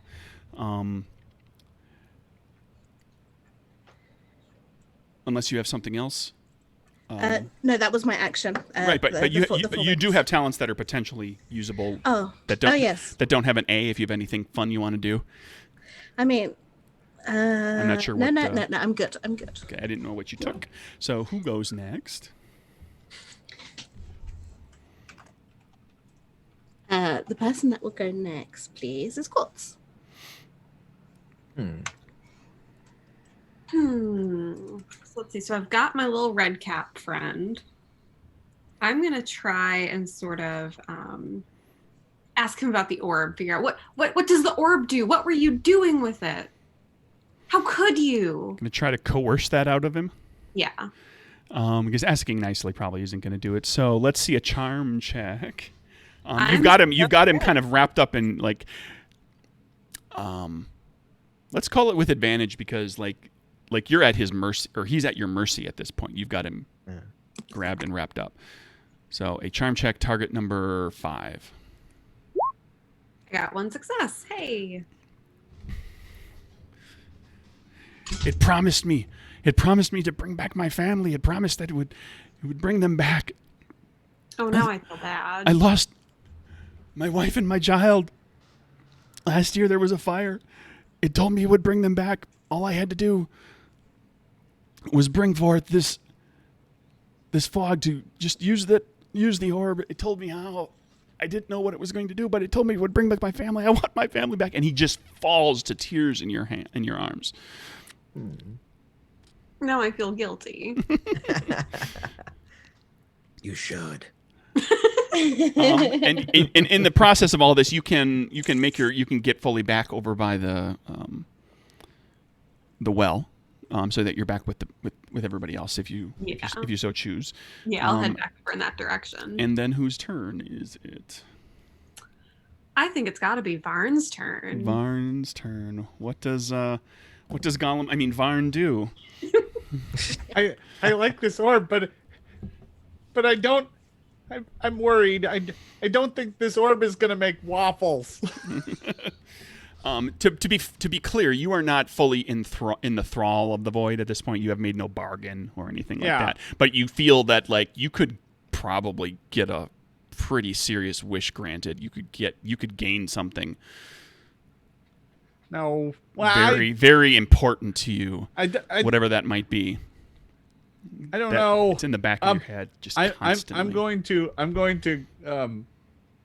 I'm staring at the orb and I'm looking back at my friends, and there's tentacles all around and smoke and these winged things, and like this orb is clearly bad. It's the same color as the fog, I'm assuming. Yeah, it's purple. Yeah. Evil color codes itself. Yeah, it's handy that way. It's important for branding. Varn is pretty smart, so he can tell that this thing's up to no good. So I'm gonna go inside the wafflery. Okay. Inside the wafflery you go. The place is in disarray. People clearly just abandoned the place. You see there's meals that were left on the table.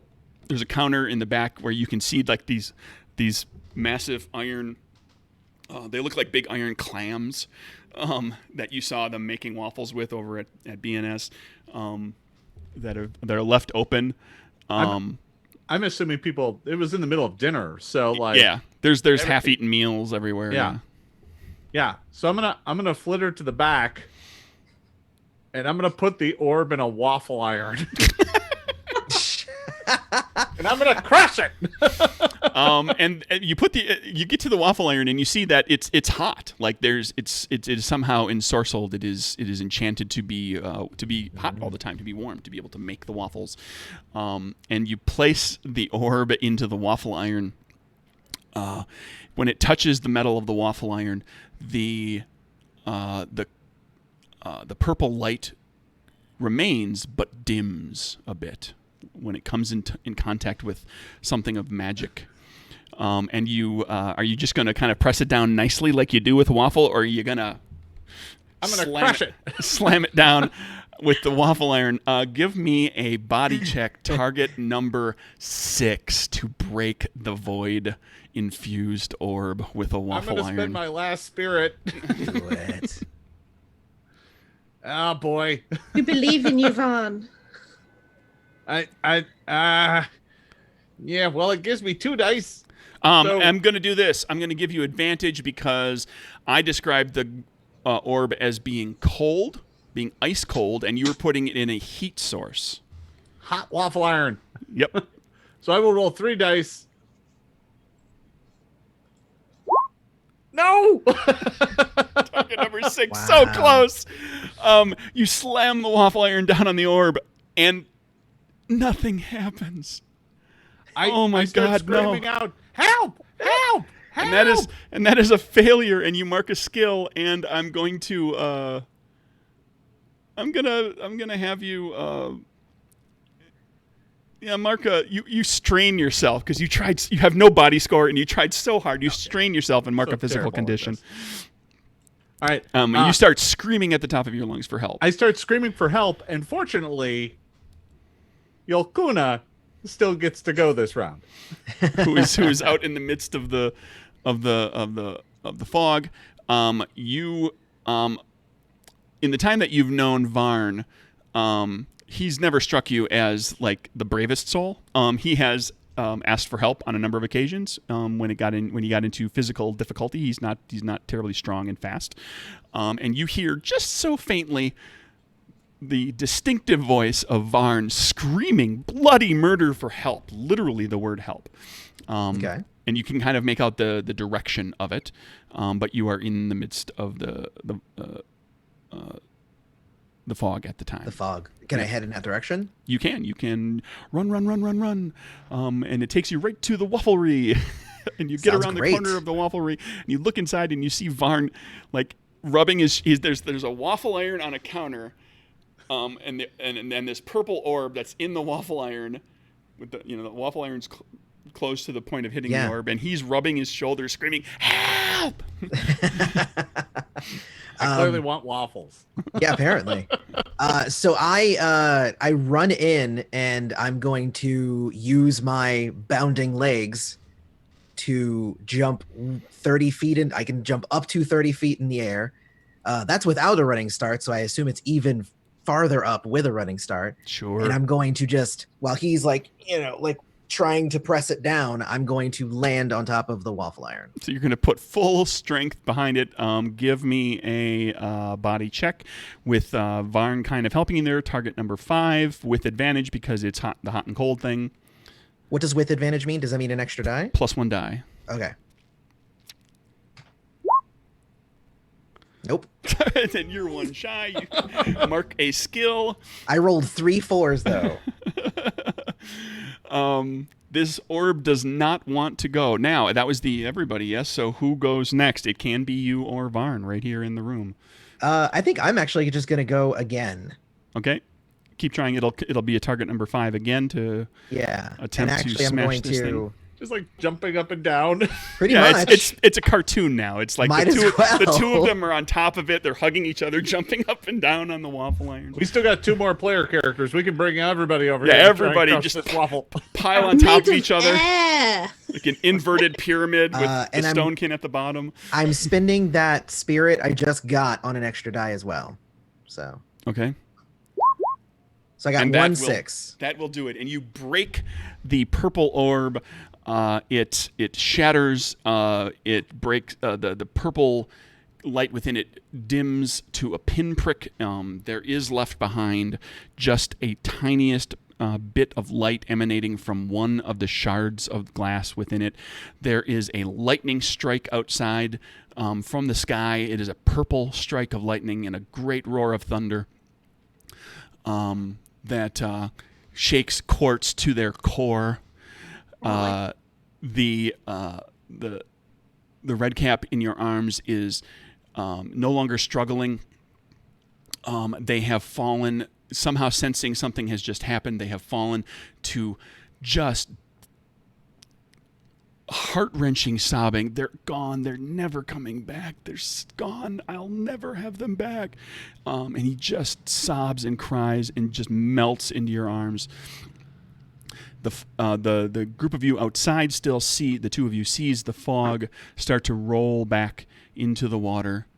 And as it rolls back, left behind in the moonlight are a half dozen dead bodies that you heard screaming earlier today, lying on the ground, unmoving. But for now, the void is held at bay. I would like a very quick epilogue for each of your characters. What happens at this point?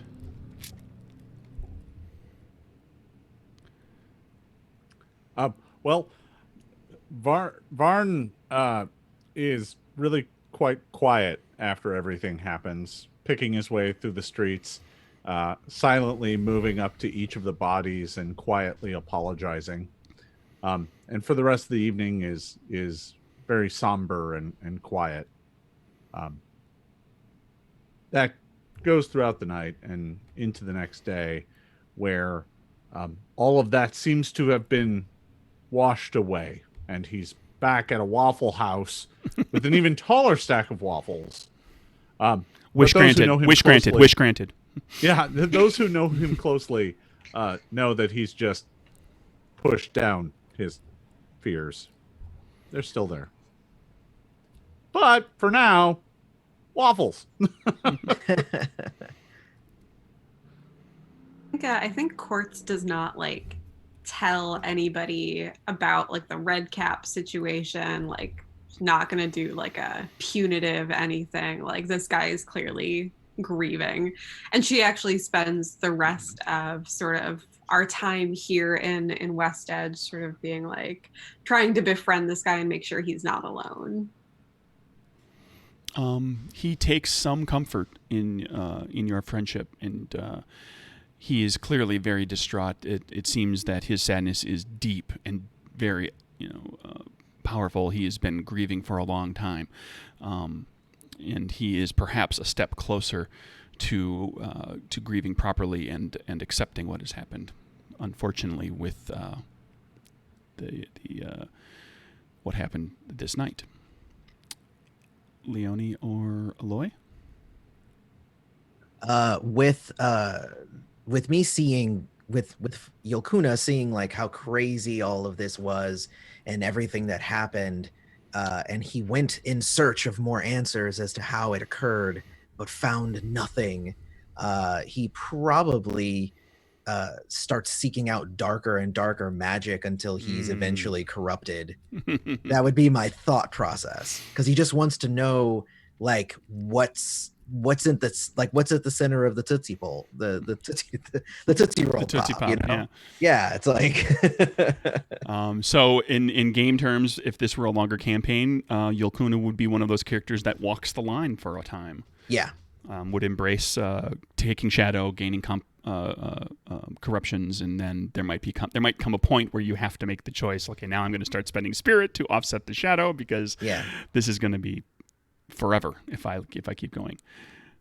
Exactly. Fun. Leonie? KL and the Sylph Strike team have started traveling again to tell the world, because obviously KL didn't know what happened in the Waffle House and what the truth was. So they just believe that once again the Sylphs blew back the fog and defeated the void again, and that is the true story. And so KL would, go wherever the wind takes her to spread this truth, basically. And the tale spreads throughout Reverie. And in this fight against the void, the Sylph, the 4 tribes of Sylph, rise and become very important in this fight. Now, how it goes, whether or not the void is completely defeated, that is a matter left to be seen. This is one battle in a longer war, but we've taken the first steps, and that is Good Strong Hands. Everybody, the name of this particular story was Daybreak. We didn't quite get to Daybreak because we found other things to do. If you had protected the town through Daybreak, you would have been all right. It would have the fog would have retreated. So yeah, the protecting the town seemed secondary, because like I don't know, like in my mind, like we're not from this town, so like not to say like to hell with them because we're not from here, but also like I didn't feel like a huge connection to the town because it's not my town. I mean, the It waffles felt were more great. like a disaster movie with waffles. Yes. And that's fair. And to be truthful, the 2-page story scheme that I put together for this, there were a number of things that we simply didn't hit on because the group of you went in a particular direction, and I borrowed some of those things, twisted a couple of them, and then outright ignored a few others. There would have been the opportunity to make deeper connections to some of the townsfolk if you had been in a position. To deal with, like, one of the things that's written up into this was the potential of factions within the town about not being able to decide what to do to protect themselves, and they kind of come to arguments with each other, and you might get embroiled in that and help them make the right decisions. And there's a lot of different ways this could have gone. But that's true. The way it went, it did turn very disaster movie. We went with wishing instead, and wishes worked. The wishes were fun. And that was all that. None of that's in the game or in the story scheme. That was, you guys came up with the wishing well, so I said, crap, as it shouldn't be. Everybody's going to have wishes. We have to thank Chat for that, because Chat came up with the wishing well. Well, thank you, Chat. That was a lot of fun. That was a pivotal bit of lore for the town. That the whole, I mean, the story literally revolved around it for the last 2/3. I need to know what the Woodkin's wish was before we leave. Oh, the Woodkin's wish. Yeah. Was the Woodkin's wish was for the town to be safe. Oh. Until the until it's the end of its time. It's the wish that it makes to help the town stays until it's gone. So there comes a point where, like, somebody else will have to step up and help the town. There may be somebody else in the town. There may have been characters like you that could have, this. If this had been a campaign, this town might become your town. Like, we might center a lot of story around this town, and you would get to know the NPCs here more. But alas, this is but a one-shot. So we just got to introduce the town. Well, that was a blast. I had a lot of fun. I really do enjoy a good time with a nice story-based game, and this was a lot of fun. Thank you, Craig. You are welcome. Thank you all for helping me with this. I'm going to have all of you just give us a quick description, a reminder to everybody of who you are and where people can find you in the social media spaces and things like that. We'll go around the circle like that. And while they're doing that, viewers, if you want to drop a question into chat, we'll take a little bit of Q&A before we wrap up. If anybody has anything they want to ask about, you can ask about the game, you can ask about the Kickstarter, you can ask my shoe size, whatever, what do you got? Aloy, who are you? I'm Aloy, and you can find me at Third Eye Games on Twitter, or at Aloy the Saint on Twitter. So those are the best places to find me, but I'm everywhere. So Jennifer? I'm Jen. I do my sad, weird kissing games. You can find me on Twitter at JenCatWrites. It doesn't have my actual name on it currently. I'm showing up as the Bad Decision Fairy. So you'll know me when you find me. Jason? Hey there, everybody. I'm Jason Bullman. You can find me on Twitter, Facebook, Instagram, YouTube, Twitch, LinkedIn. If it's a social media platform, I'm probably on it with /Jason Bullman. That's JASON BULMAHN. In addition to working at Paizo, I host a number of online games every Friday. I have Band of Bravos, a live second edition Pathfinder actual play. And I have my own stream that happens Tuesday nights and Saturday afternoons. Right now on Saturdays, we're doing Maul, the Monster Arena Ultimate League, where I make Pathfinder 2e monsters fight against each other for my own amusement. So that's always a good time. And I just want to say thank you, Jennifer, Leonie, Eloy. You were all fantastic. Great players. Thank you. I had a great time. This was a blast for sure. Yeah. Leonie? Definitely. Where can Hello, people everybody. find you? Hello, everybody. I'm Leonie, also known as Gloss and Gadgets, and that's the bit you need to remember, Gloss and Gadgets, because a little bit like Jason, if it's a social media or system or anything, I am on there, but I'm on there as Gloss and Gadgets. Wherever you want to find me, just type in Gloss and Gadgets and you'll find me. And when I'm not partaking in one-shots, I am the creative director of Goldhawk Gaming in the chat, or Goldhawk Group. also known as where we do TTRPG things, much like this. And very soon I will be the producer for Motherlands RPG, a complete POC created, streamed, produced, developed. It's even going to be a book, TTRPG experience made in the Cortex system. So that's coming in October. Well, thank you, everybody. If we can, don't. If you want, if anybody wants to step away, you can step away. But please leave your video screens where you are. Otherwise, it blows up the Twitch stream, the screen. If anybody has any questions, we'll take a look at that and see if anybody's throwing any questions in there. And if there's not, that's okay too. But I thought I'd offer I'm just looking it for up. some questions. Mm-hmm. And I'm checking in my Discord. Checking None all here. of them. Checking all the monitors. Checking over here. None over. Any from chat? Any questions? I mean, I have some questions. I mean, And that's true. Yeah. Like the four of you can ask questions too if you want. I would like to know what your favorite race is. Oh, playbook would be more correct. My favorite folk. Yeah, your favorite folk. Probably the Wildkin, because that was, I think, one of the first ones that I fleshed out pretty fully.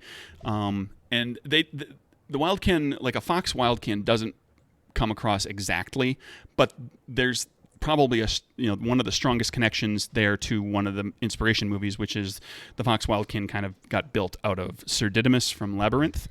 Yes, of course. Because there's his social graces and how kind of big and blustery he is part of Wildkin, and he has his cute little sword, so the Wildkin can have like a special weapon made for them, balanced, made just for them, and I just took it kind of a step further, and the Wildkin can also transform into that animal, and when they're in that animal form, they can do something really cool, like foxes can run really fast. Okay, I put my glasses on because I can actually see stuff. The fox Wildkin is probably my personal favorite, but I love all of my babies. All of your babies. All my children are wonderful. How long will the final book be from Jeff Zitoma? The book, if we hit all the stretch goals, and we and if I get 5 backers at the premium level, which is like the $200 level, where each of those backers helps me make like 3 story schemes. We'll make a trilogy of a story, and I'll basically help you plan a campaign, kind of. If all of that goes in there, I've crunched it out at about 160 pages in a 6x9 book. Okay, so go tell your friends to go back it yourself. So that'll be a pretty neat book. As a hardcover, that'll be a pretty good sized book. It'll weigh a little over a pound, 1.13 pounds, according to the printer I was talking to. at hardcover. So, Neverending Story was obviously an inspiration for a big part of this game. Yep. But where do you think you got other thoughts and ideas from? It's clear that this is coming from a lot of places. The big 5, and there's a bunch listed in the book, but the big 5, and then I'm kind of advertising it this way, is Neverending Story, Legend, Labyrinth, The Dark Crystal, and Willow.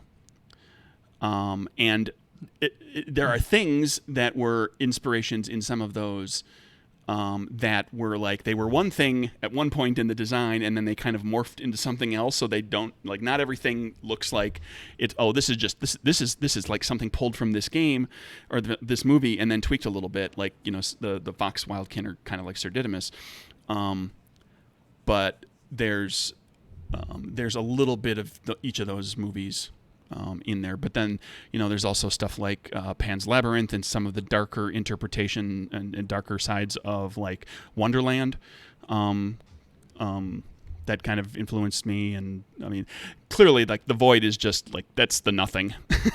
Given a different name, I couldn't call it the Nothing. That would be a little too on the nose. But those are the big ones. The brownies were very much the brownies out of Willow until I tweaked a couple things. Anything else from the chat? Any from you, or are we going to wrap her up? Having a quick look. Double checking all my sources. One more source. Check in. No, we're good. There's only 2 of those $200 ones left. So Yep, 3 of them went very quickly, so hopefully some fingers crossed. got that lots of they'll time for still the be other 2. there. Yeah. I've actually reached out to the first person. I sent them the survey, like answer these questions, and we'll start from there. And then I'll have a little discussion, and I'll develop some things, and then we'll have a little back and forth, and I'll help you kind of help you design a campaign like in the theme that you want it to be, right?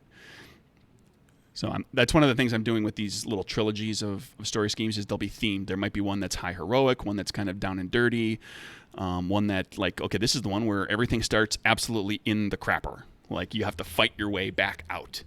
It depends on what the backers want to do. So I'm looking forward to some interesting thematic things to tie through. Very fun. Thank you for having me. Thank you, everybody. Thank you, everybody who watched and enjoyed this, and to anybody who's watching this on VOD later on. Thank you for coming and finding it. And if it's still before October 22nd, 2020, you can go back the Kickstarter still. If it's after that, then for several months, you'll just have to wait. And then if it's like sometime early 2021, hopefully there's a book to buy. So it depends on when you are watching the video. Thanks, everybody. Thank you. Thanks. Everybody Bye. wave bye-bye. Make a wish. And for dinner tonight, I expect all of you to have waffles. There better be waffles. Evil waffles. Sure.